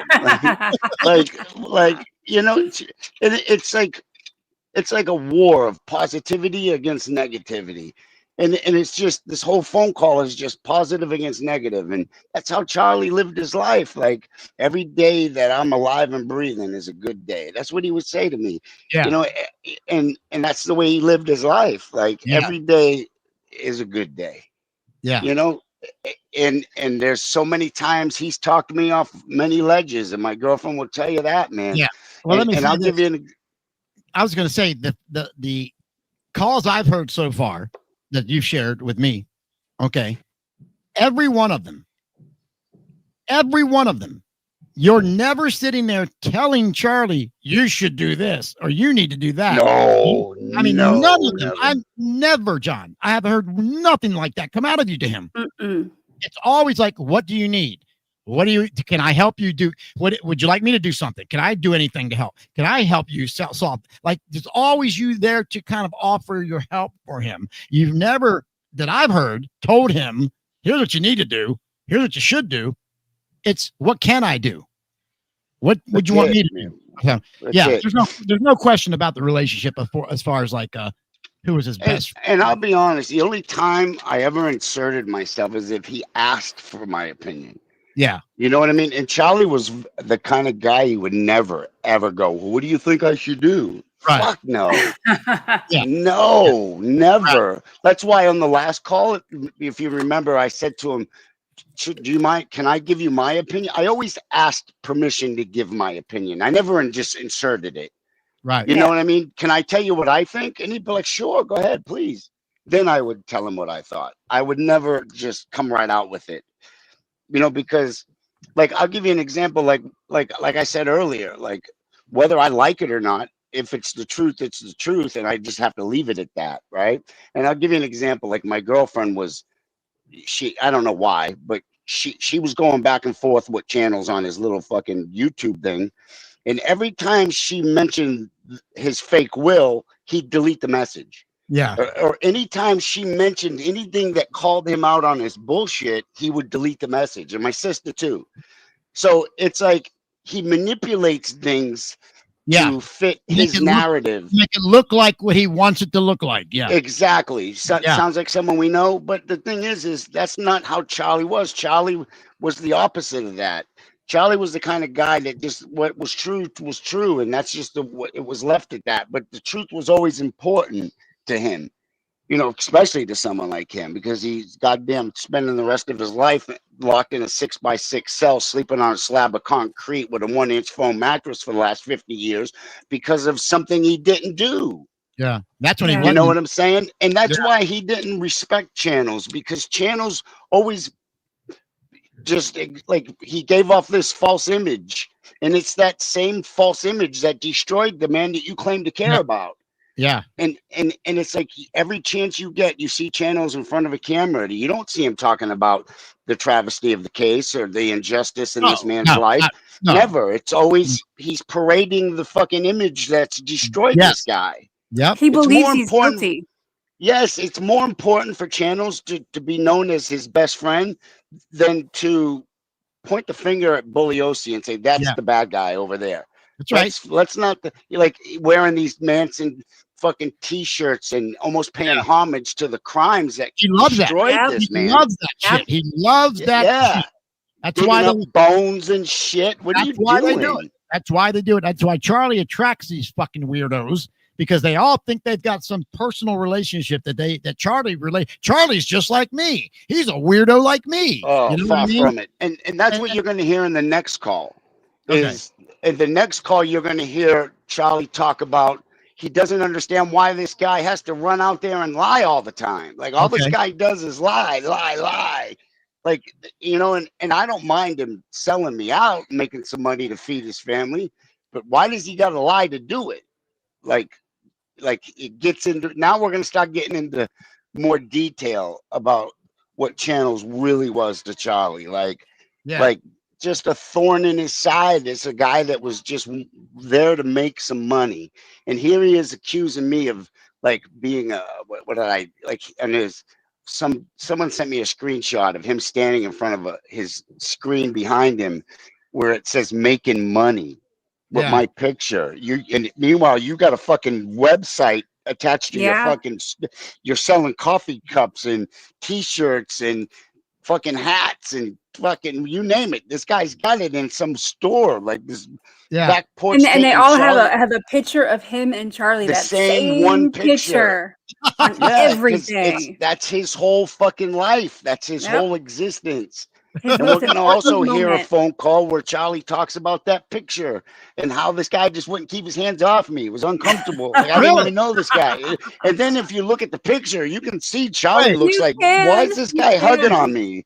Right, like I don't even know this guy and he's hugging on me like we're fucking best friends. Like we just met. So Charlie's talked about that picture before?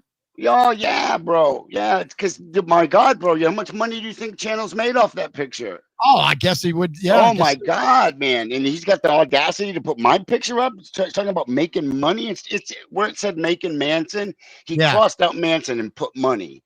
Like, you fucking hypocrite motherfucker. Dude, you. That is such hypocrisy. That's what I can't stand. These people with hypocrisy, man. And I get it, bro. Here's the thing. And I get it, right? And I'm just being upfront. And in Channel's defense, I'm not saying like like here, some people came and went from Charlie's life because those phone calls back in those days weren't cheap, bro. I know. Those cost a lot of money to talk to him. They did. Globaltel had a monopoly on it, bro. I'm not bullshitting you. Yeah. It was like 30 something bucks. If I remember correctly, it was like $20 to connect the fucking call. And then it was like $1. I'm not bullshitting you, bro. Each phone call was damn near $50. But here's the deal. I was doing good back then. I had my own company and I had money. And my girlfriend was so supportive. She never once bitched about how much money I was spending on buying Charlie quarterly packages because she knew I had a friendship. Yeah. I wasn't going out clubbing and drinking and drugging. I spent my money on helping somebody, you know, and vice versa.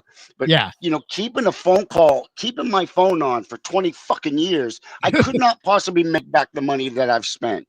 And that's not what it is for me. Yeah, it's not about money. It never has been. Yeah, apparently not. Right. Yeah. Because, you know, towards the end of his life, I swear to you, man, and I swear to you, he would call me and say, "Do you need anything? Are you okay? You got diapers? You sure? Look, you want me to send you something?" Like, bro, he was sending me $500 money orders at Christmas time to make sure there were gifts under the tree from my son. Bro. A son that he's never met, bro. Yeah. He's talked to him on the phone, you know, but Maddox could barely talk. And that's a lot of money to be sending out of a prison. Yeah, bro. He would have Star send me it. Wow. And of course, Star didn't want to. It was like pulling teeth. And I didn't ask for it. Right. I never asked Charlie for anything. No, I man. I can't see never. That I can't see that. Never. I couldn't, bro. I could never. How do you ask a man with nothing to send you something? You gotta be a real scumbag. I've known you long enough. That's just not what you do. And that's what this whole thing with channels, and I don't know if it's true or not, but from what I was told, sent a whole stack of shit for Charlie to sign. Charlie signed it and accidentally sent it to the wrong person, and it fucking set channels off. And that was starting. Did that start the fallout between the two? Then is that where that started?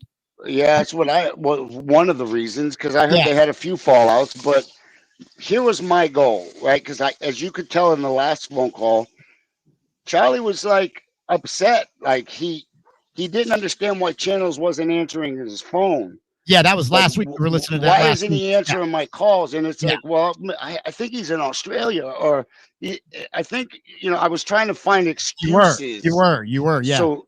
So just to kind of like to keep the peace, and I didn't want Charlie to feel like no one cared about him, like he doesn't care to answer the phone. And at the time, I liked channels back then.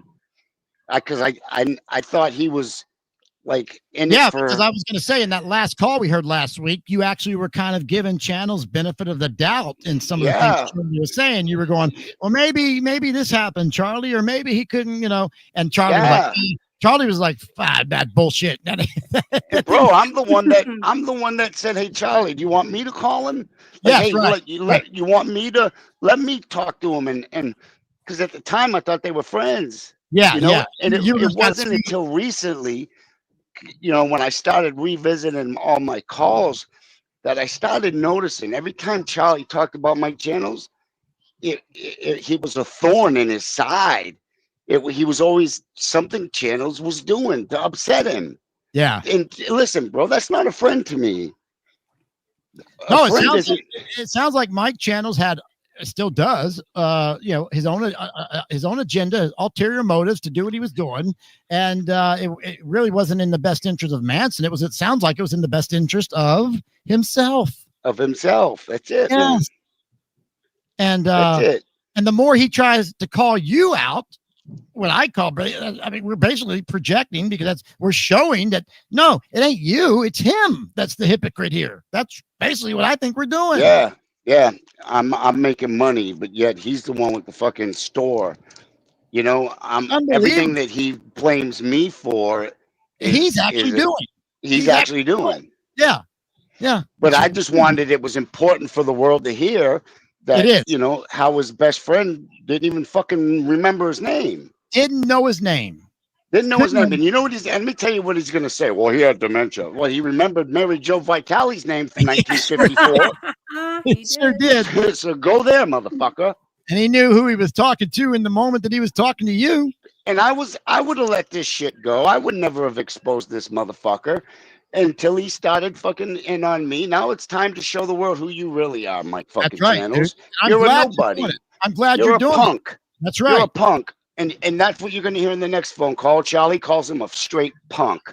He's a punk that he's got to run to the internet and post our calls every time I call him. Yeah, that's what he's going to say. He even asks me, "Did you ever hear him?" I said, "Oh, like I didn't know what to say." Yeah. I don't want to rat Channels out. I'm not a rat. But and you're trying to keep things, like you said, you're trying to keep things smooth down. You're not trying to. Yeah, but then I get to a point where I'm like, yeah, fuck him, dude. Well, yeah, I hear it. Right, because then you're going to see like, oh, okay, well, if it's going to upset you, then fuck him. Fuck him. He ain't worth it. Right. And he's not. He's not. That's why my notes, and here, look, in my call notes, this will give you an idea too. This is how I recognize the call.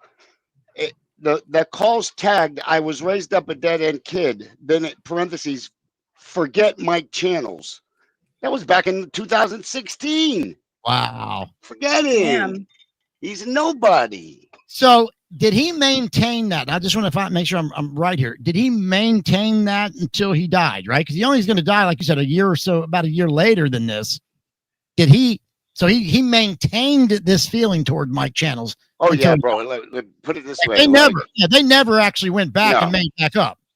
No. And I think Channels posted some bullshit call that was supposedly right before. That's a lie. That call's not before Charlie died. I can tell because of Charlie towards the end of his life became real slow in his speech. Yeah. Like they had him so drugged up. He sounded terrible, bro. Yeah.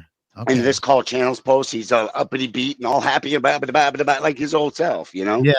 And that's why I knew right away that's a fight. That's a fake. Just like the will. Everything about the guy's a fucking fraud. Well, that's the thing. Everything about him seems to be exactly that. Fake or lying. Everything about him is a fraud. Oh, it's look, a fake. man, I found some bones. It's Shorty's bones. I'm going to put them back in my basement. I mean, think about this, Brian. Like let's forget like gender and in religion, and let's just talk about just straight morals and character.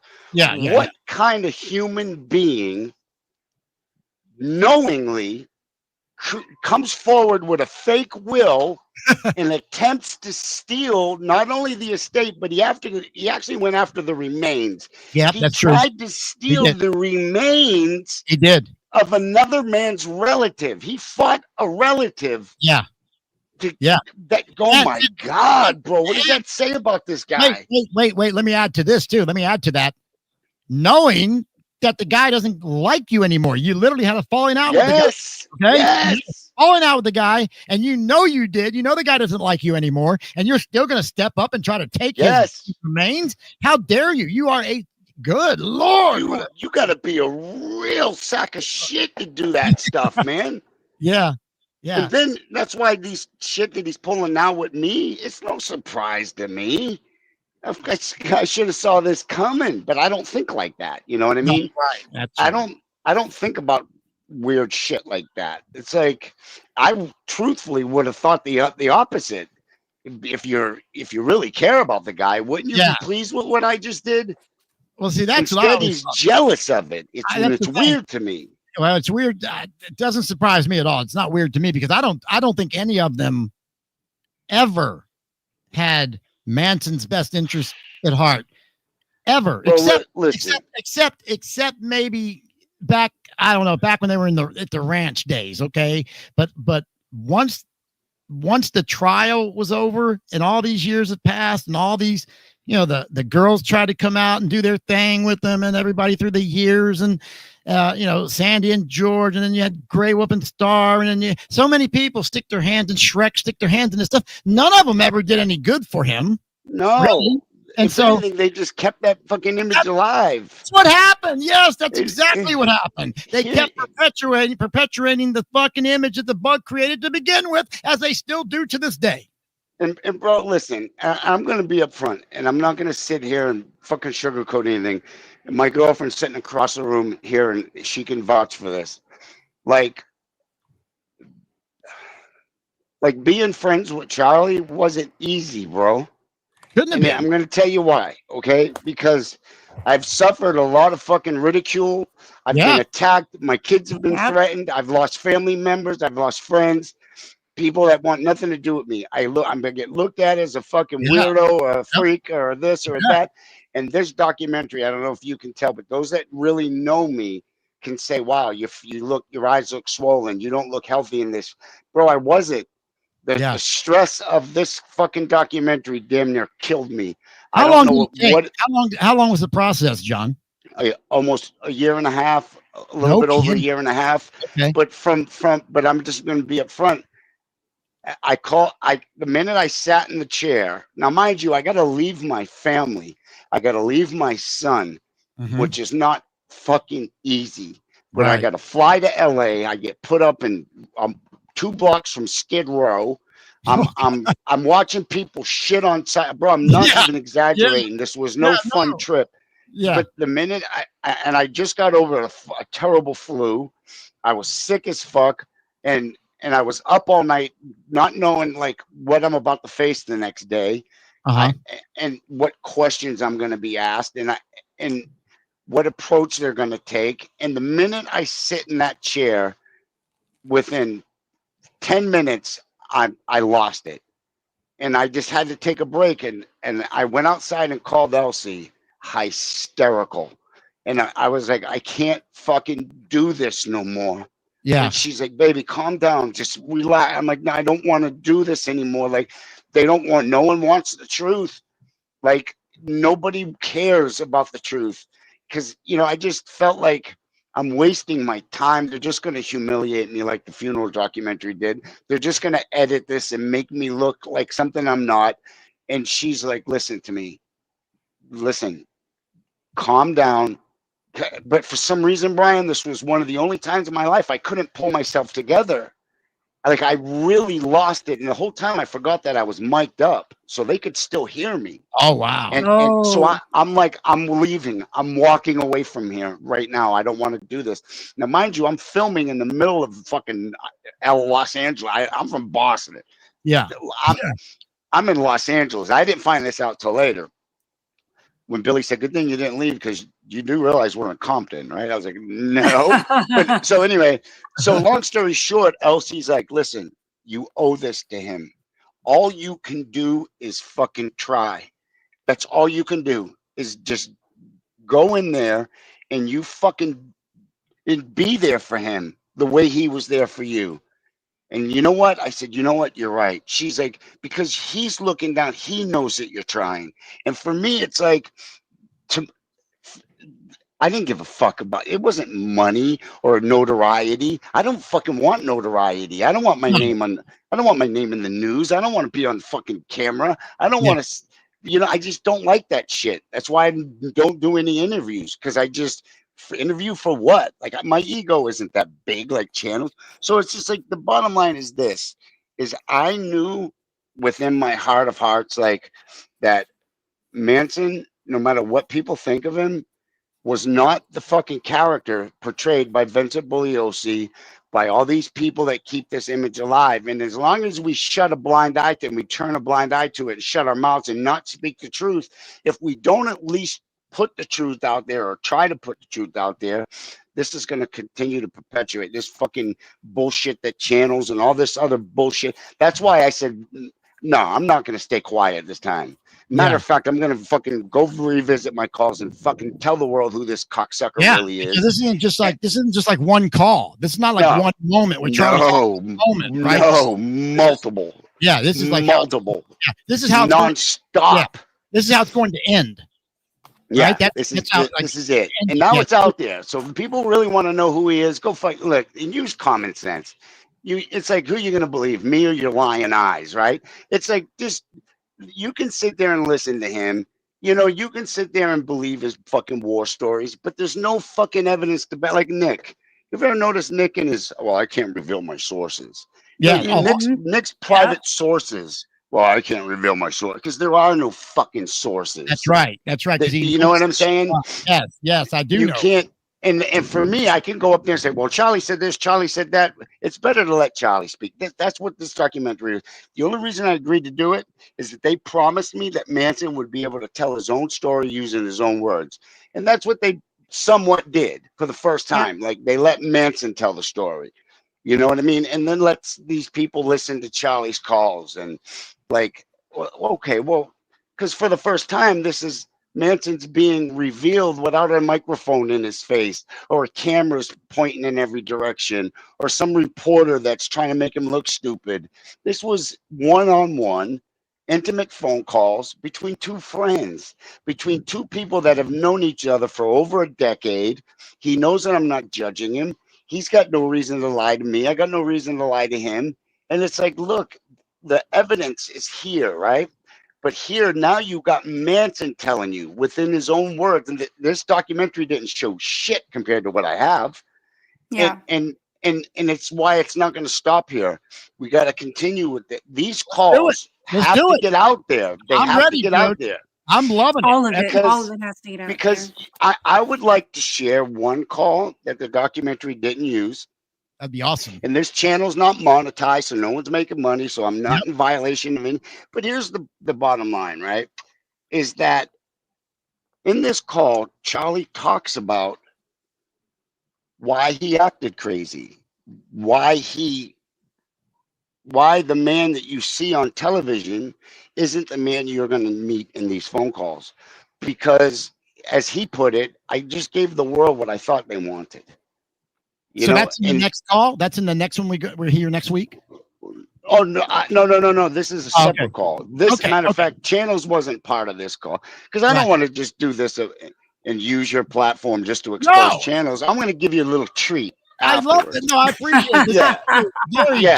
Because you know what, bro? There's so much. Yeah, there's more. There's so much about him that people don't know. There's a side of him that I got to know that people. So when they hopefully will stop judging me and wonder, like, well, what? I know. I'm with you. This is the best way to listening to these calls. It's like now you can see why the guy fell in love with him. Yeah, no, he's just a genuine man. He's a genuine soul. That's the best thing about these calls you're sharing with us. I mean, the way he broke out into the guitar and the song in the middle of that call.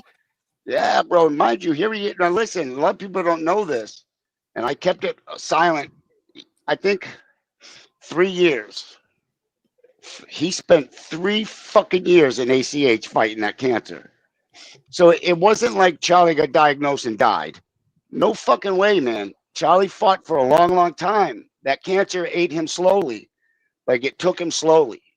And you got to remember, it wasn't only a cancer he was fighting. He was fighting the early stages of dementia. He was fighting a lot of things. Like, sometimes, bro, there would be calls where he would open up and tell me that he was scared. And I would say, what are you scared for, bro? And he'd say, I forget who I am sometimes. Like, I forget where I'm at. Like, he knew it was happening. He was aware of it happening. And he, he would tell me, like, I'm bleeding. And I'm like, what do you mean you're bleeding, bro? And he's like, I went to go to the bathroom, man, and I'm bleeding out of my ass. I'm like, Charlie, you got to say something, bro. Yeah. Like, yeah. Like, and he'd be like, well, no, I'll be all right. I'm like, no, listen, Charlie, if you know what I'm gonna. No. I'm like, no, I'm going to call the prison tomorrow, Charlie. You got to say something. Like, that's serious, bro. He found blood in his stool. Yeah. Wow. Yeah. And I think he was afraid because, see, in 2009 he was diagnosed. Well, that would scare me. It went into remission. And I think when it came back, like, he was afraid of the doctor telling him the inevitable. Like, I think by going to the doctor would have solidified, okay, it's back. Yeah. And now I'm older. Now I'm 8 years older. Now I'm approaching my 80s. I'm not in my fucking late 60s when he first got diagnosed. And I'm going to be honest, and I'm not blaming anyone here, okay? I'm just stating a fucking fact because I knew him. I knew him very well. And when Star pulled that shit with fucking Vince and Star left him, it weakened him. I really believe that. Like, heartbreak really fucks with you, man. It fucks with your body. And she broke his heart, man. She broke his heart, and there's calls that I'll never let anyone hear. I'm fucking never ever let anyone hear them. Yeah, right. Because I don't want Star to ever hear something like that. Because you know, God bless her, man. I want her to be happy. She deserves to be happy. We all deserve to be happy. And what she did, she can't take back, and it's gone. What's done is done. Right? What's done is done. I'd kind of like to hear her side of it, to be honest. I'm not doubting anything from Charlie's side of it. I don't doubt it one bit, but I'd like to hear her explanation of what. Yeah, man. I get it, man. She met a younger version of Charlie. I want to know why she stole. Why did she steal money on the way out? Are those accusations? I mean, obviously, they're, Charlie said it's probably true, or is there something else that we're not seeing here? Is there? I'm hoping that she came correct and said, because I know that she did visit him after that call. He told me, and he also told me that he had to let Vince in. And I was like, tell me you're kidding me, man. He's like, nah. What do you mean you had to? He's like, well, and she wouldn't come. She probably wouldn't come visit unless he agreed to it. But Jesus Christ, bro. And I get it, because you know what, bro? And I get it. Maybe in Star's defense, Charlie was always that guy that preached about jealousy. Man, I don't know what jealousy is. Yeah. Yeah. And he was that kind of, a man's man. That's and maybe Star felt that. I'm kind of surprised because of that kind of thinking.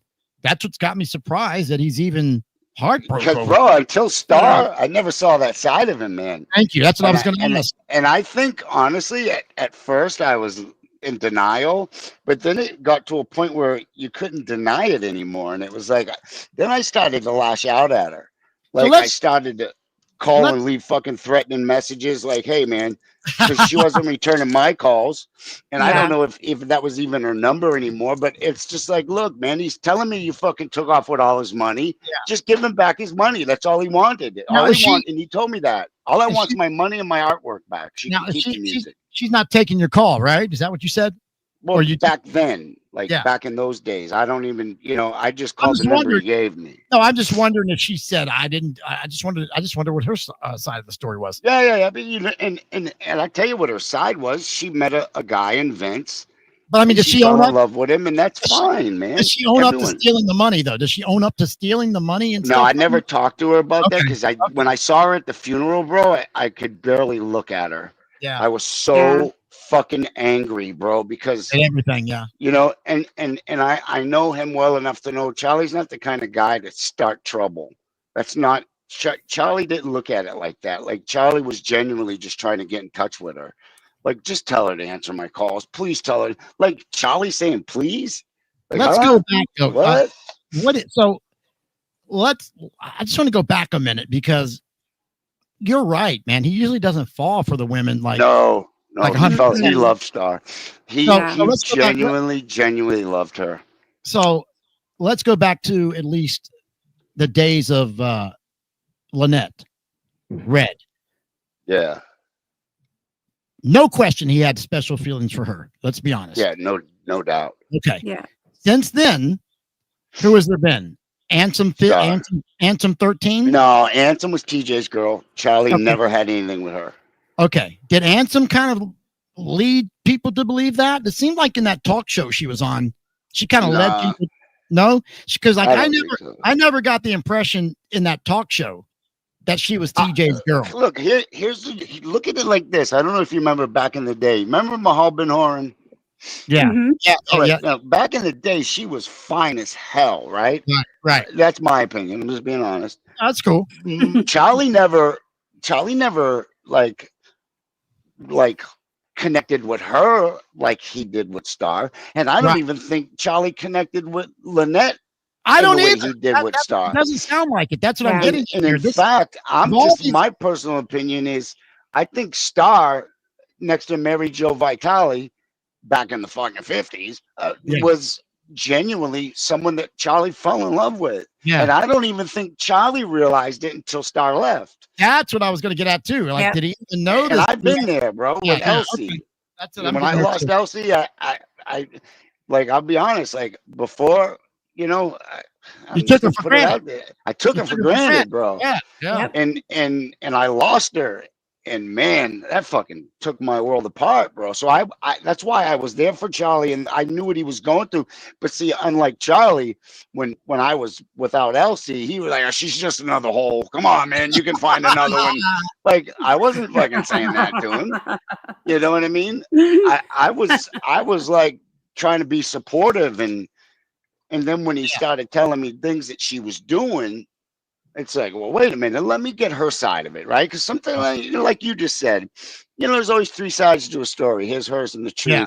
But when she was ignoring my calls, and then I'm saying, hey, look, I'm calling for him. Like, he needs me to relay messages. Then you tend to think, okay, she's ducking me. Therefore, she's ducking me. Charlie must be telling the truth. Yeah. Yeah. And I know for a fact, bro, and this is just facts, the old man took care of her, like, financially, and she took care of him, right? Well, yeah, that's what I'm saying. I think that's what got down to her, and that's where I was coming in earlier when I mentioned it seems like when she was talking about getting married, she wanted to be able to be married so she would have access as his wife to any of the medical records, so she wouldn't have to go dancing around. And also, not just that, to protect him. Yeah, well, that's what I mean. Do you feel, John? Do you feel when she wanted to get married for those reasons? Do you feel like she was being sincere? I did. I hope so. I really hope so, because what else would she? I got to know her a little bit in 2014. We had some conversations for about 6-7 months or so. We got to talk frequently, and I felt like, and unless she was snowballing me, brother, I felt like she was genuine. I really did. Like if she was lying to me, then she got me, because I thought she was being sincere. As crazy as it was, I really believed her. But can I just tell you something, bro? And I'm just gonna be upfront, right? And this is just me, right? I'm just me. This is me. Tell it. Okay. What really upset me is that at the funeral, I didn't see a fucking teardrop except for Grey Wolf.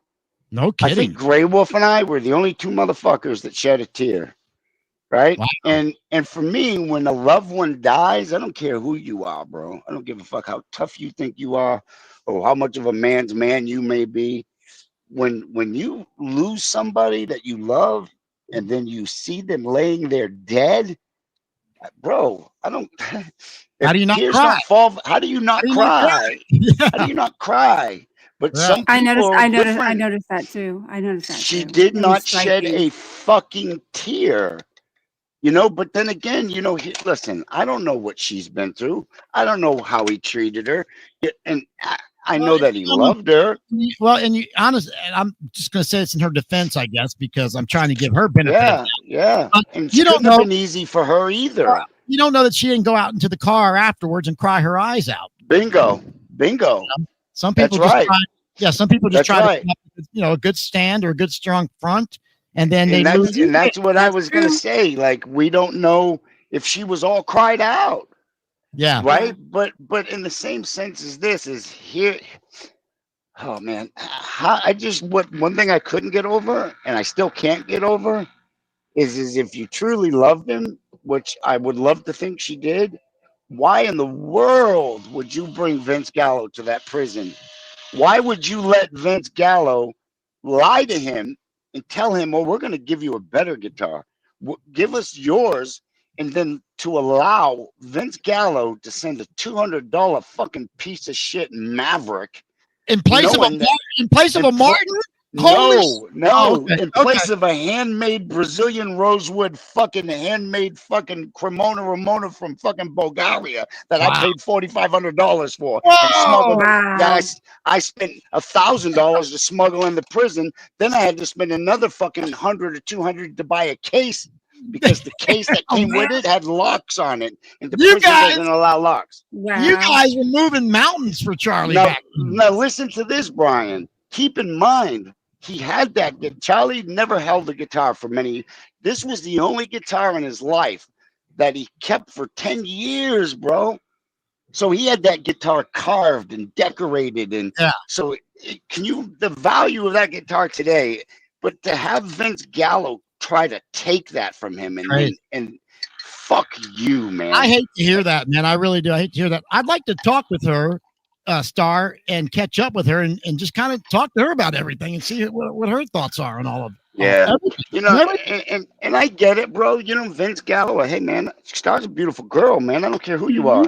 You know what I'm saying? And she's wholesome. She's from what I know, she's far from a hey, how do I put this? She's far from a fucking street girl. Let's put it that way, right? Right. And I don't blame Vince for finding her attractive. And look, man, knock yourselves out. Vince got a nice little life for himself, and I'm happy for Star. But you know what? You don't fucking do what you did in the end, bro. You don't do that shit to him. You don't do that. You hurt him. Maybe she didn't think. Maybe she didn't mean to. Maybe she didn't mean to, or maybe she was too blind and in love with Vince, and she just didn't see what Vince was doing. I blame Vince more than I do her. I just do. It almost seems out of character for her. Yes. Yeah. But you know what? Love makes people do some fucked up things. Are they still together? I think so. You know, okay. I don't even know. I'll tell you in private. Okay, great. Yeah, but I'll tell you something fucking crazy that just recently happened. It kind of sounds like he has, I don't know, working her a little bit is what it sounds like. Yeah, without a doubt. But, I mean, they've been together now. Shit, fuck. Charlie's been gone since 2017. So he came in the picture a couple of years before Charlie passed away. Yeah. Almost 10 years. Yeah, and then somebody sent me a picture of him posting Manson's artwork on his webpage and guitars that supposedly owned by Manson. She's wild, man. Huh. Maybe we'll try to reach out to her and see if she'll talk with us again. That'd be cool. Yeah, because you know what, bro? I never got the story. You know, it doesn't sound like that's not the only phone call. Like, that's one of many where Charlie tells me shit she's done to him.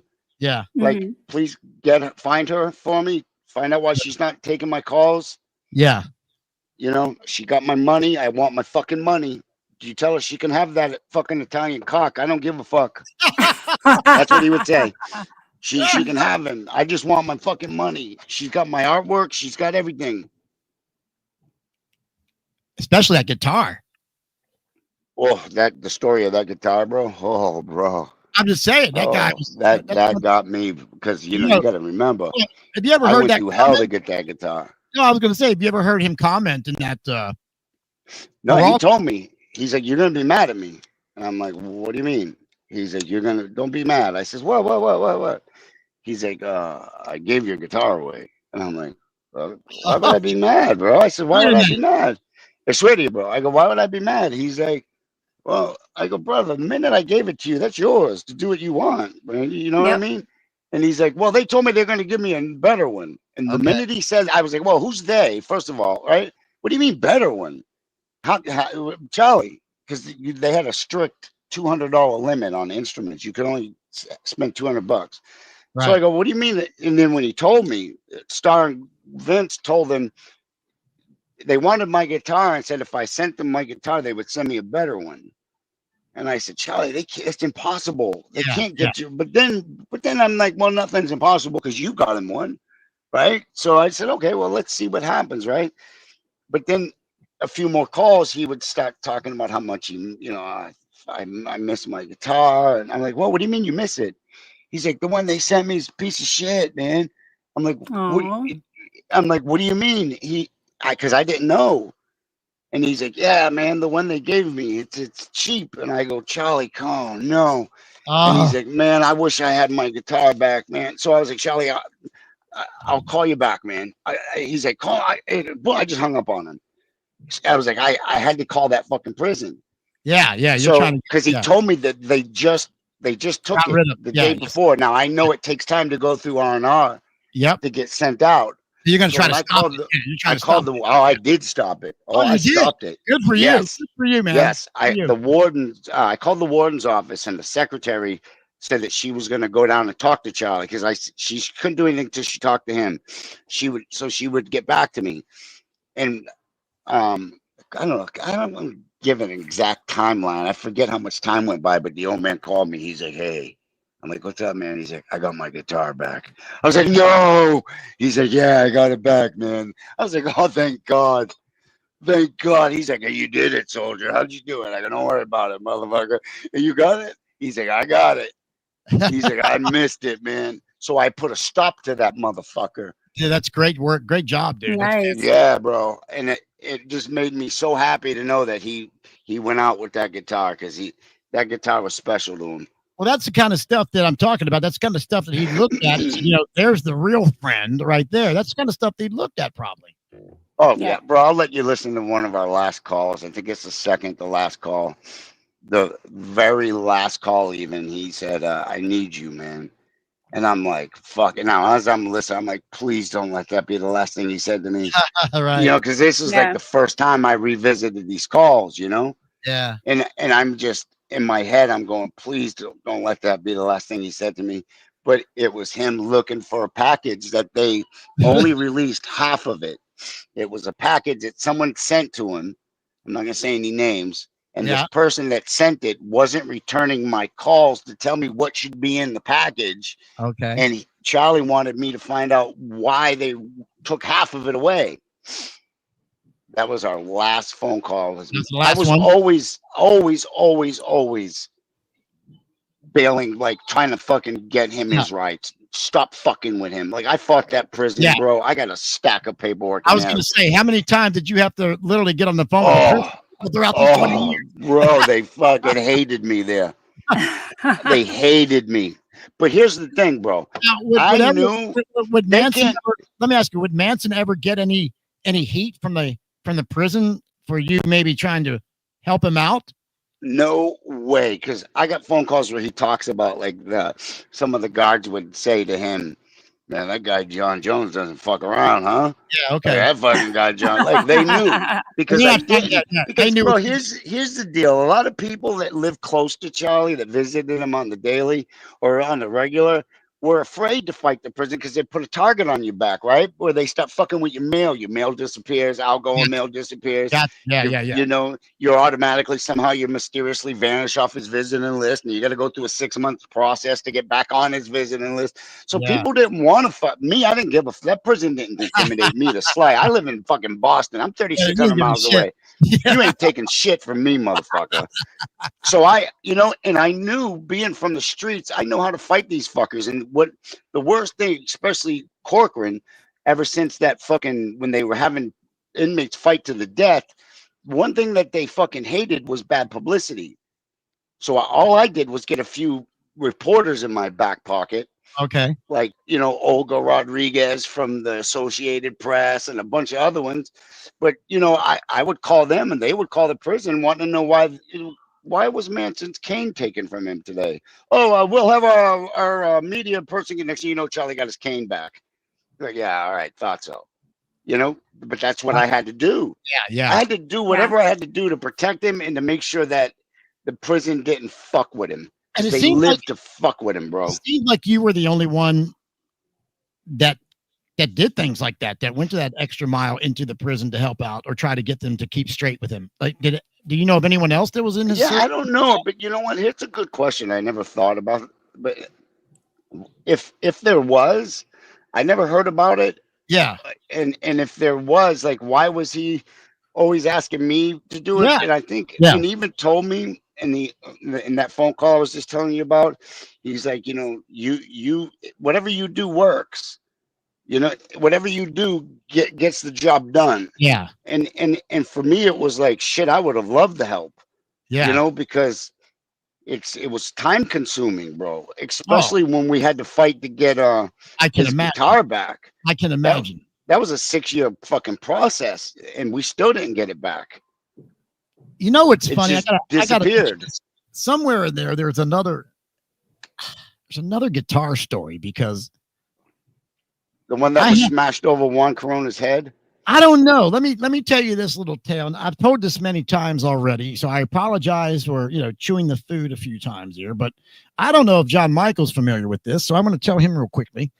Somewhere around 2017, maybe 16, 17, somewhere in this era here. I can't put the date on it. 16, I think it was 16 or 17. Anyway, One of my listeners, Bill Davies. Bill, if you're out there, hello to you, my friend. I hope you're doing well. Bill Davies had been writing Charlie. And Bill Davies is not the type to brag about it. He's not going to get on the internet and post the phone calls or anything like that. But he confided in me that he was writing Charlie, and Charlie was writing him back. And he showed me a couple of letters. And then one day I get a call from Bill Davies, and he says, Brian, I got to talk to you. Charlie sent him a guitar? Yes, you know what I'm talking about? Yes, dude. Yeah. Yes. And now this guy, Bill, is freaking the fuck out, okay? Because he didn't know what to do with it. He didn't know what to do with the guitar. He was supposed to send it to Vince Gallo. Okay, because let me tell you what happened. Bill didn't know. Bill Davies, my listener, didn't have no clue what to do with the guitar. And and Charlie sends him like this voice message, or a phone call. He called him and the guy recorded the call.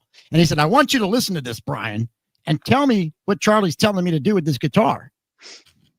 So I listened to it, and I had no clue. I had no clue. I could not.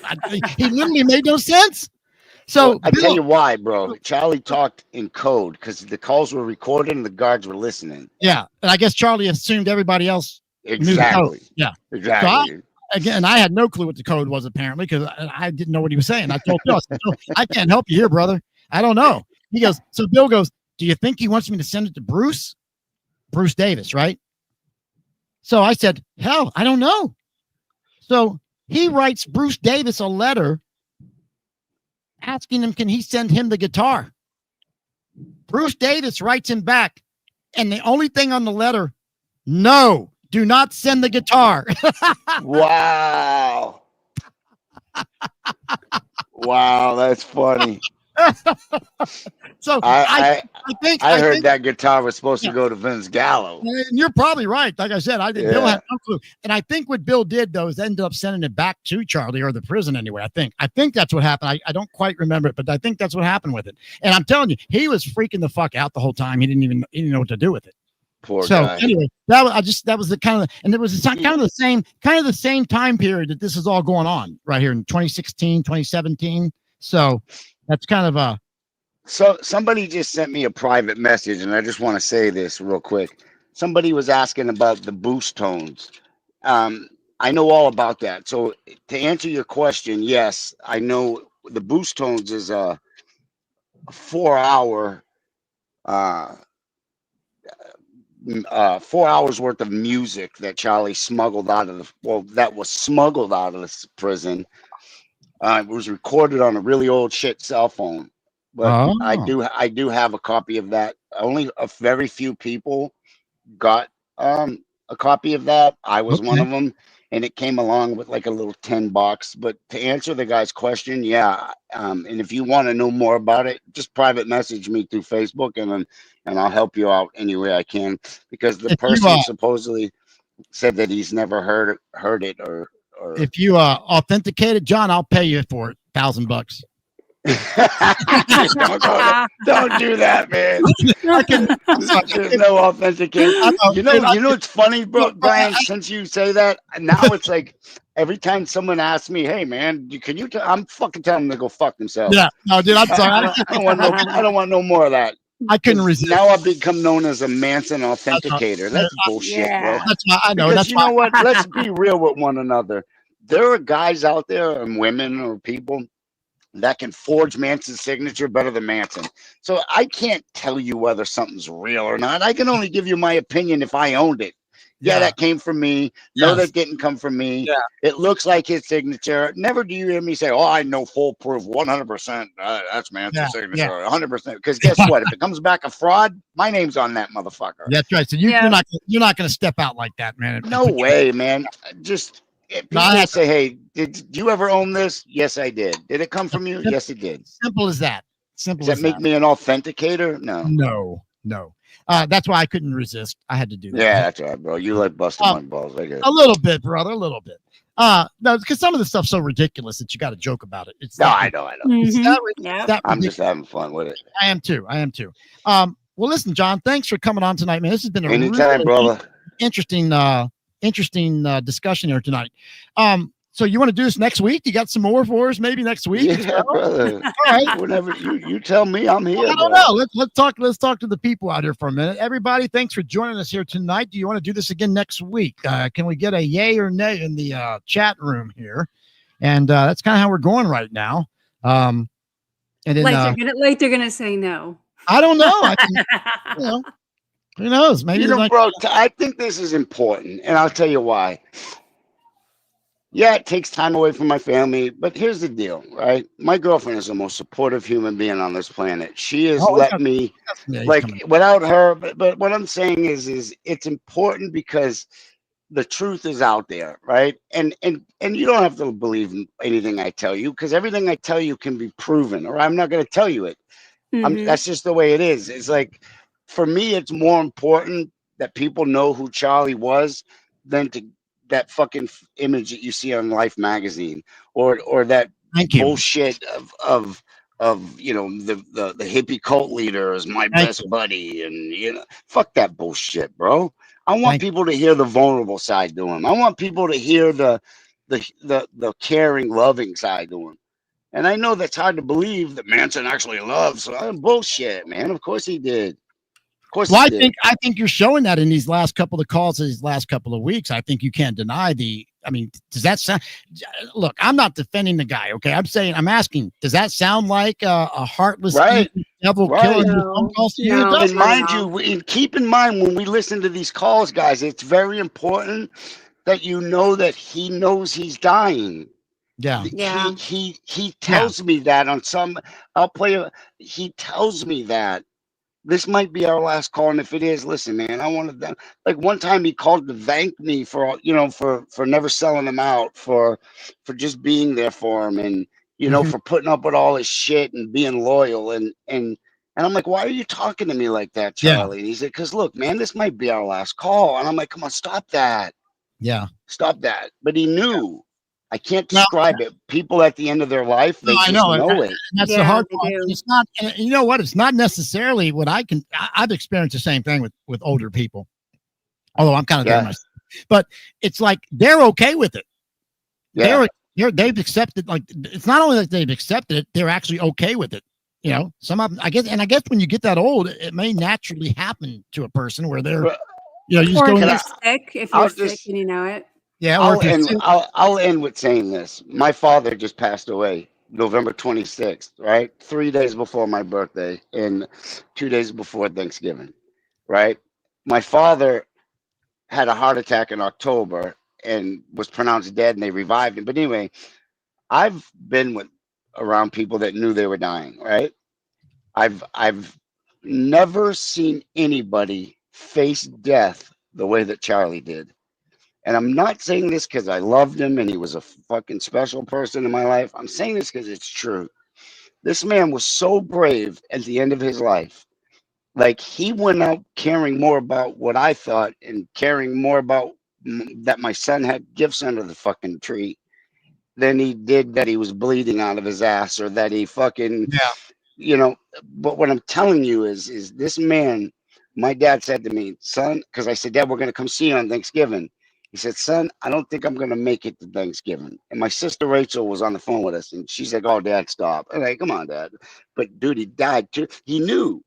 Charlie did the same thing. He kept saying, I'm going to go to the big old ranch in the sky, he said. That's the way he it's time for me to go to the ranch in the sky. And I'm like, come on, man, stop it, right? But sure enough, man, he knew. And he would never, ever did he complain. And God rest my father's soul. I love him to death, but my father, all he did was goddamn complain. You know what I'm saying, bro? It's like, I can't describe it. Never did that man have a negative thing to say, unless it was true, like in Channel's instance, right? It's not that he's being negative. It's just that that's what Channel's that's what Channel's brought to the table. You know what I'm saying? And it's like, for me, watching Charlie face the end of his life has taught me exactly how I would want to do it if and when I'm faced with that situation. I learned from it. I learned so much from him, and bravery and accepting the end. Look, man, like I said to him in one call, I says, man, you live such an amazing life for somebody that spent 60 something years of his life in prison. And Look at the mark you've left on the world. We kind of forget too, some of those years. What would you say out of the 60 or whatever, probably about 15 or more? No, 23 of those years were spent in solitary confinement. Solitary confinement. Now, mind you, you knew where I was going with that then. Yeah, you knew where I was exactly. And mind you, keep in mind, Tex Watson was allowed to father children. And here's another thing that blows my mind. You know that Manson has put out more albums than the Beatles and Led Zeppelin combined?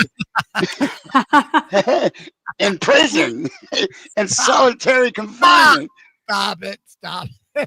Come on, man. What is that saying?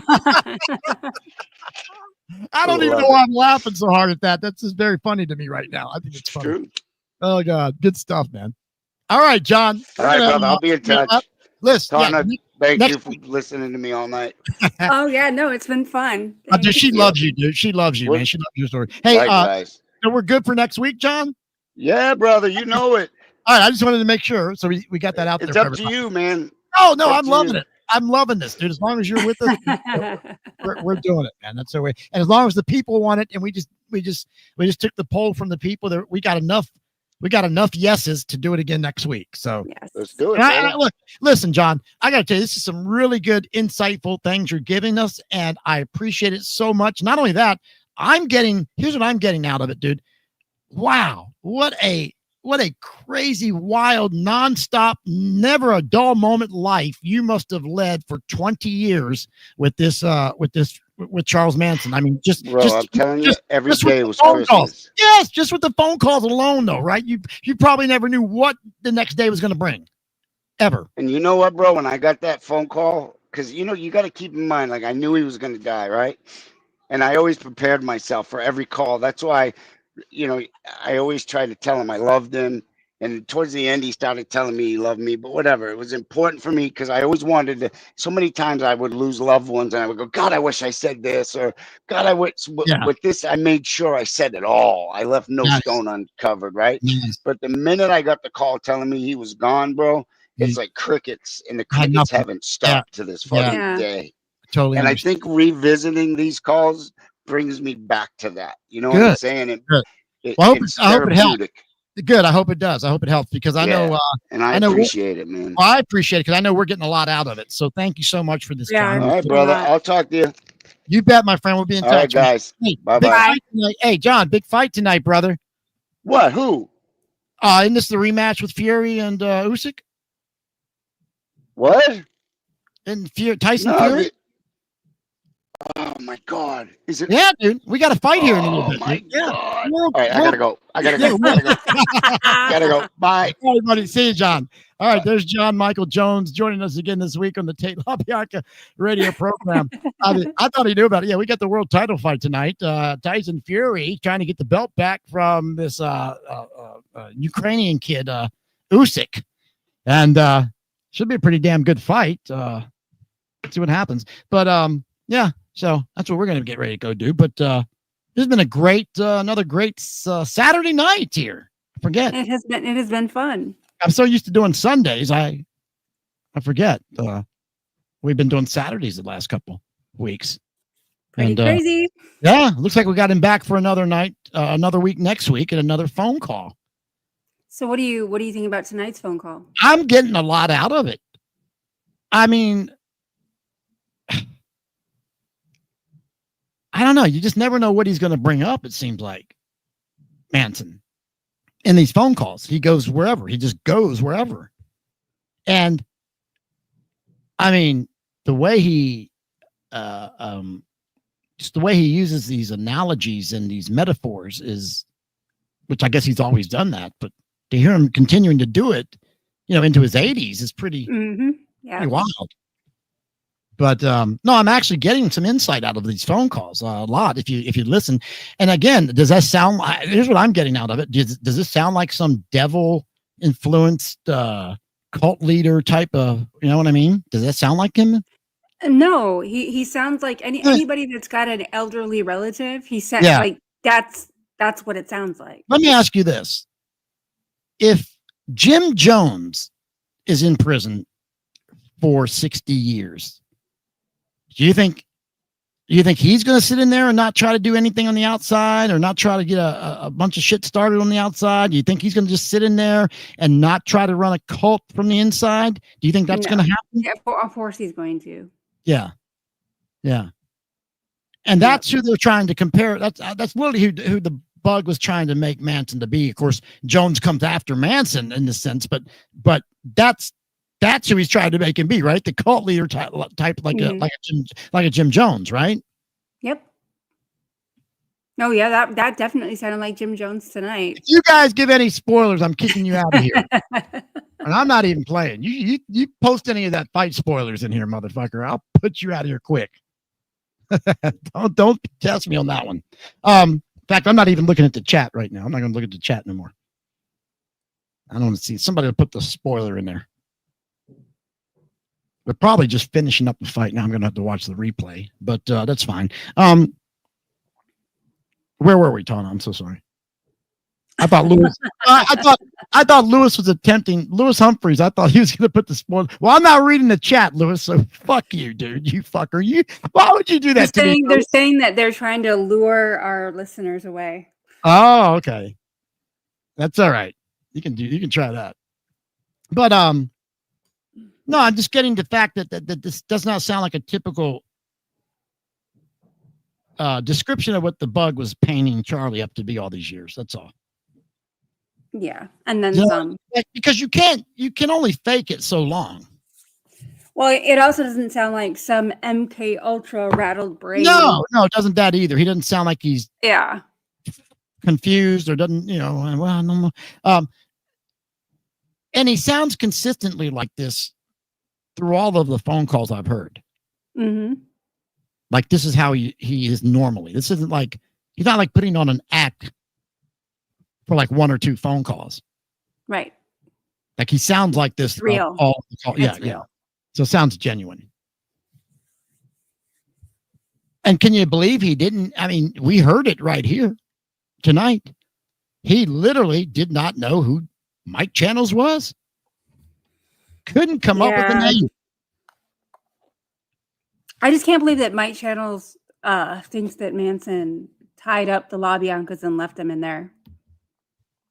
That blows my mind. I mean, it's like one of the least possible things. Yeah. I mean, if you even just simply apply simple logic to that, and it won't fit. It won't make sense. It doesn't, So I don't know why you would say that either.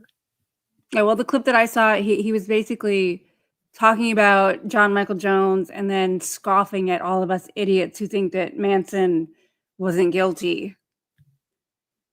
Because, hey, he tied the LaBiancas up. Yeah, but he didn't. No, at least I don't believe he did, because both Tex and Charlie Manson say that Tex tied him up. Well, yeah, and their legs weren't tied up. And Mrs. LaBianca was not tied at all. No. Okay, I don't know if anybody understands that, or they haven't heard me say this for a million times. Rosemary LaBianca was not tied up, so there's no way that they tied up the LaBiancas, plural. Right. Singular, yes, they had Mr. LaBianca tied up, but not his legs, not his feet. Like they weren't bound. He wasn't bound at the ankles or the feet. But he had his hands tied. But Mrs. LaBianca, Rosemary, was not tied up. She had a lamp cord around her neck. And that was put there to keep the pillowcase over her head. But she was not tied up. So when they tell you that they went in and tied up the LaBiancas, that's factually incorrect. Yep. Factually incorrect. And I challenge anyone to prove me wrong. Go right ahead and try. I wish you would, but you can't. That's why you won't. The LaBiancas were not tied up. And Lino had guns in the house. Okay, if his legs are not tied up, he's going to get up and get a gun. Even if his hands were tied up, he'd do something. Anybody would. Anybody would. So that's my point on that too. That's why I don't understand anybody that says different. They're just giving you wrong information. whatever. Listen to who you want. But the only way you're going to find the truth, or closest to the truth, I guess, is right here. TLB Radio. You know it. What is it, Boner? TLBR Radio. TLBR Radio. Somebody tell Boner that it's not TLBR Radio. It's the R is actually for radio. You ever heard Boner say that? I have, actually. He thinks that's the name. He thinks that's literally the name of the show, TLBR Radio. I mean, I'm not even mad about it. I just think it's very funny. And yeah, Charlie went into the house, but yeah, Charlie entered the home. No one's ever like. Of course he did, James. We know that. Like, we're not arguing that he went in. We're saying he did not go in by himself and then come back out and get texts. That did not happen. That did not happen. And we heard that out of Charlie himself in Making Manson, that Tex followed him up from the car. Yeah. So. And I've heard both of them say that Tex tied them up and they went in together. I've heard both Tex and Charlie say that. I mean, that what more do you need? Like, you've literally got the killer there saying, yeah, I went in with Charlie and I tied him up. Yeah. But that's not good enough. That's good enough for me. Yep. Anyway. And then they got ice cream. And they went and got ice cream. That's what he does. When he wants out of something that he doesn't want to be a part of, he goes to the ice, but he's not going to say anything. Nope. That's how it happened, I think. All right, let's see. Anastasia. Just put all the first-hand information and supporting documents out there and let the audience conclude. I've always heard CM tied up. I need to research more. Hey, go. I encourage you to research more, Anastasia. I sure do. Go look it up yourself.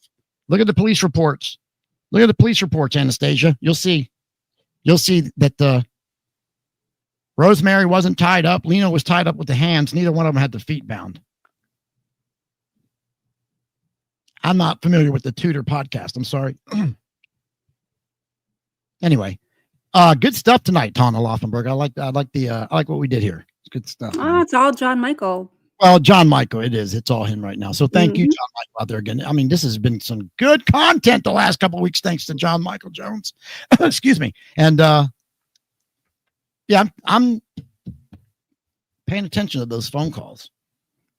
So how long do you think that we'll be able to hold it together to I don't know. I gotta ask the people. Let me ask the people out here for a minute. What do you guys think the over-under is for Tawna and I to implode again? In weeks. Well, in weeks. Will it be a week? Will it be 2 weeks, a month? Or you could say month even if you want to go month. I'm just curious. You know, they got to be wondering, dude. People have to wonder, but they're going to go at it again. They're going to flip. I tried to tease it tonight a little bit when I was like, don't sandbag me. Wait, you know, right? I was trying to tease it a little bit. But nobody took the bait. Sean C says Super Bowl Sunday. So he thinks by Super Bowl Sunday we'll be done. That's not too far away, Tawna. And everyone else knows to just be quiet. Yes, I don't know. Anyway, I thought that was funny. Look, so I mean, I kind of want to get into, I guess I shouldn't do it now. I guess we ought to go ahead and get out of here. But at some point, I want to try to explain to them, you know, why, how this came to be again. Why it started or why it ended? No, I think we know why it ended. Everybody heard but not why. Why? I think it was pretty evident that night, though. I think it was pretty evident why we blew up. But my point is, why would we reconcile? Why would we get back and do it? Keep doing it? Well, because there were some things that I found out that, I just have yet to be able to share with everybody, because that was my plan. I said, okay, because I told everybody, Tawna, I said, I'm going to look into this bullshit. I'm going to find out what went down. And I did. And I wanted to let everybody know. I told everybody I was going to let them know my findings pretty soon. And then we worked this thing out with John Michael with, after the documentary. Yeah. And then channels decided to go in on John. And then John was like, look, I don't want to can we come on your thing, air some phone calls? So I haven't ever been able to get to the point of how me and you got back in order here. So we're not in order. Order enough to do these podcasts. These shows. Anyway, I'm just playing. We'll do it another time. I'll catch everybody up another time, but I promise that I did look into everything, and there's a reason why we're back here doing this again still. But we're gonna try to do it differently a little bit this time. Next week we're gonna get John Michael back on and hear another phone call. And that's where we're at right now. And I won't let you. And we'll just go week by week. Yeah, we'll go week by week for now. And see what happened in a couple weeks, man. Because I want to keep hearing these phone calls.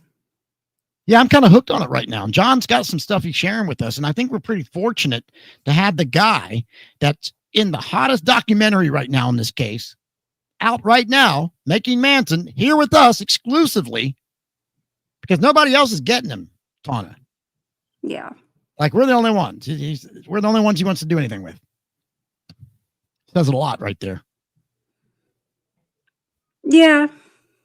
Well, I mean, other people can get like production assistants and, maybe the guy that did it and all that. But we got the guy that it's all about right here. Yeah. See what I'm saying? See what I'm saying, man? See what I'm saying, man? Anyway. Yeah, Sean, you ought to check it out. All right, I won't. What is it, 246? I guess. Is there anything else? I don't believe everything that comes out of Charlie's mouth. Of course not. No, I don't either. But yeah, look, I don't think that's going to make it. Do you? No, I don't. I don't think that's going to make it. Wait, did you see the other picture of channels in the cell? Click on the next one. What is that? It has a headline. Posing in the museum. Oh yeah. Well, he's just being a goofball there. I think that might be Manson's cell. Because they have it in the museum in the bottom of the courthouse. Oh, okay. Yeah, the police museum. I mean, what do you expect a mark to do? That's what a mark would do right there. That's a mark. I got to get in the cell. I got to get in the same cell that Charlie was in. Yeah. Look at me. Look, everybody. I like this one.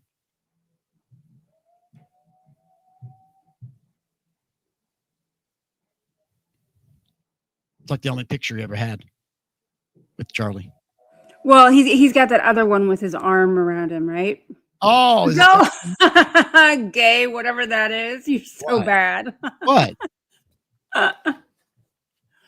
Gay, whatever that is. That's what Charlie said, not me. Geraldo Rivera. Yep. Yeah. So I don't know why you make a big deal out of that. It's funny. What do you mean funny? I don't know why you're laughing at. I don't see the humor, Laufenberg. Of course not. All right, man. That's I had a little fun here.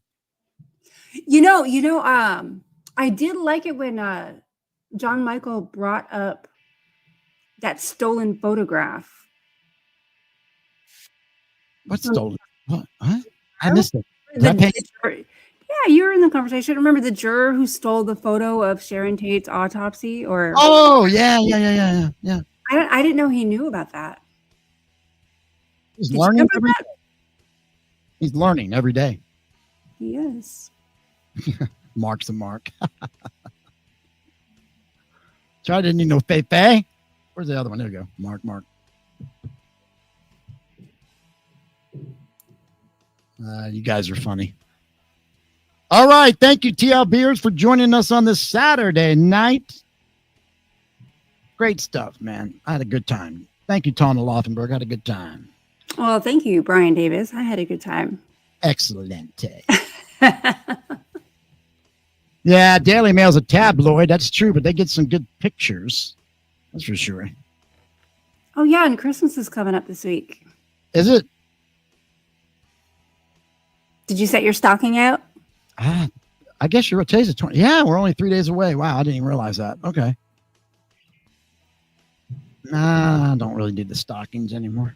Did you give me a present? Where do you? I bet you got me a present. What'd you get me? I was just wondering, like, where we leave the lumps of coal if you don't put a stocking out. I don't know about no coal. I want a present. I don't want nothing for the stocking. I want a real present. I want a real present, man. Even no stocking thing.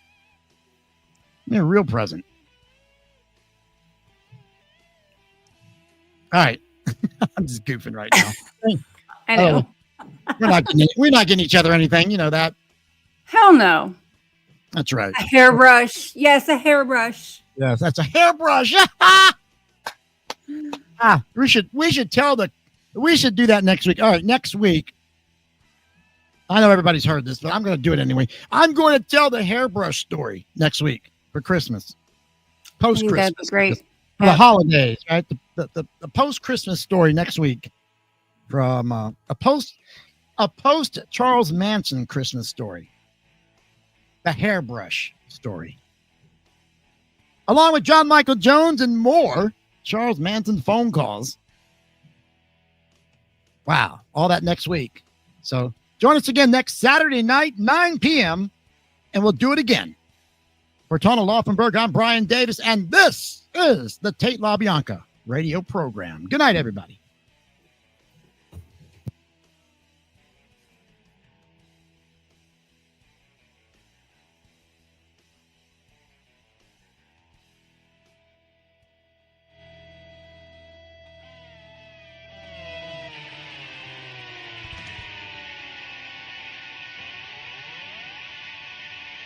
TLB Radio.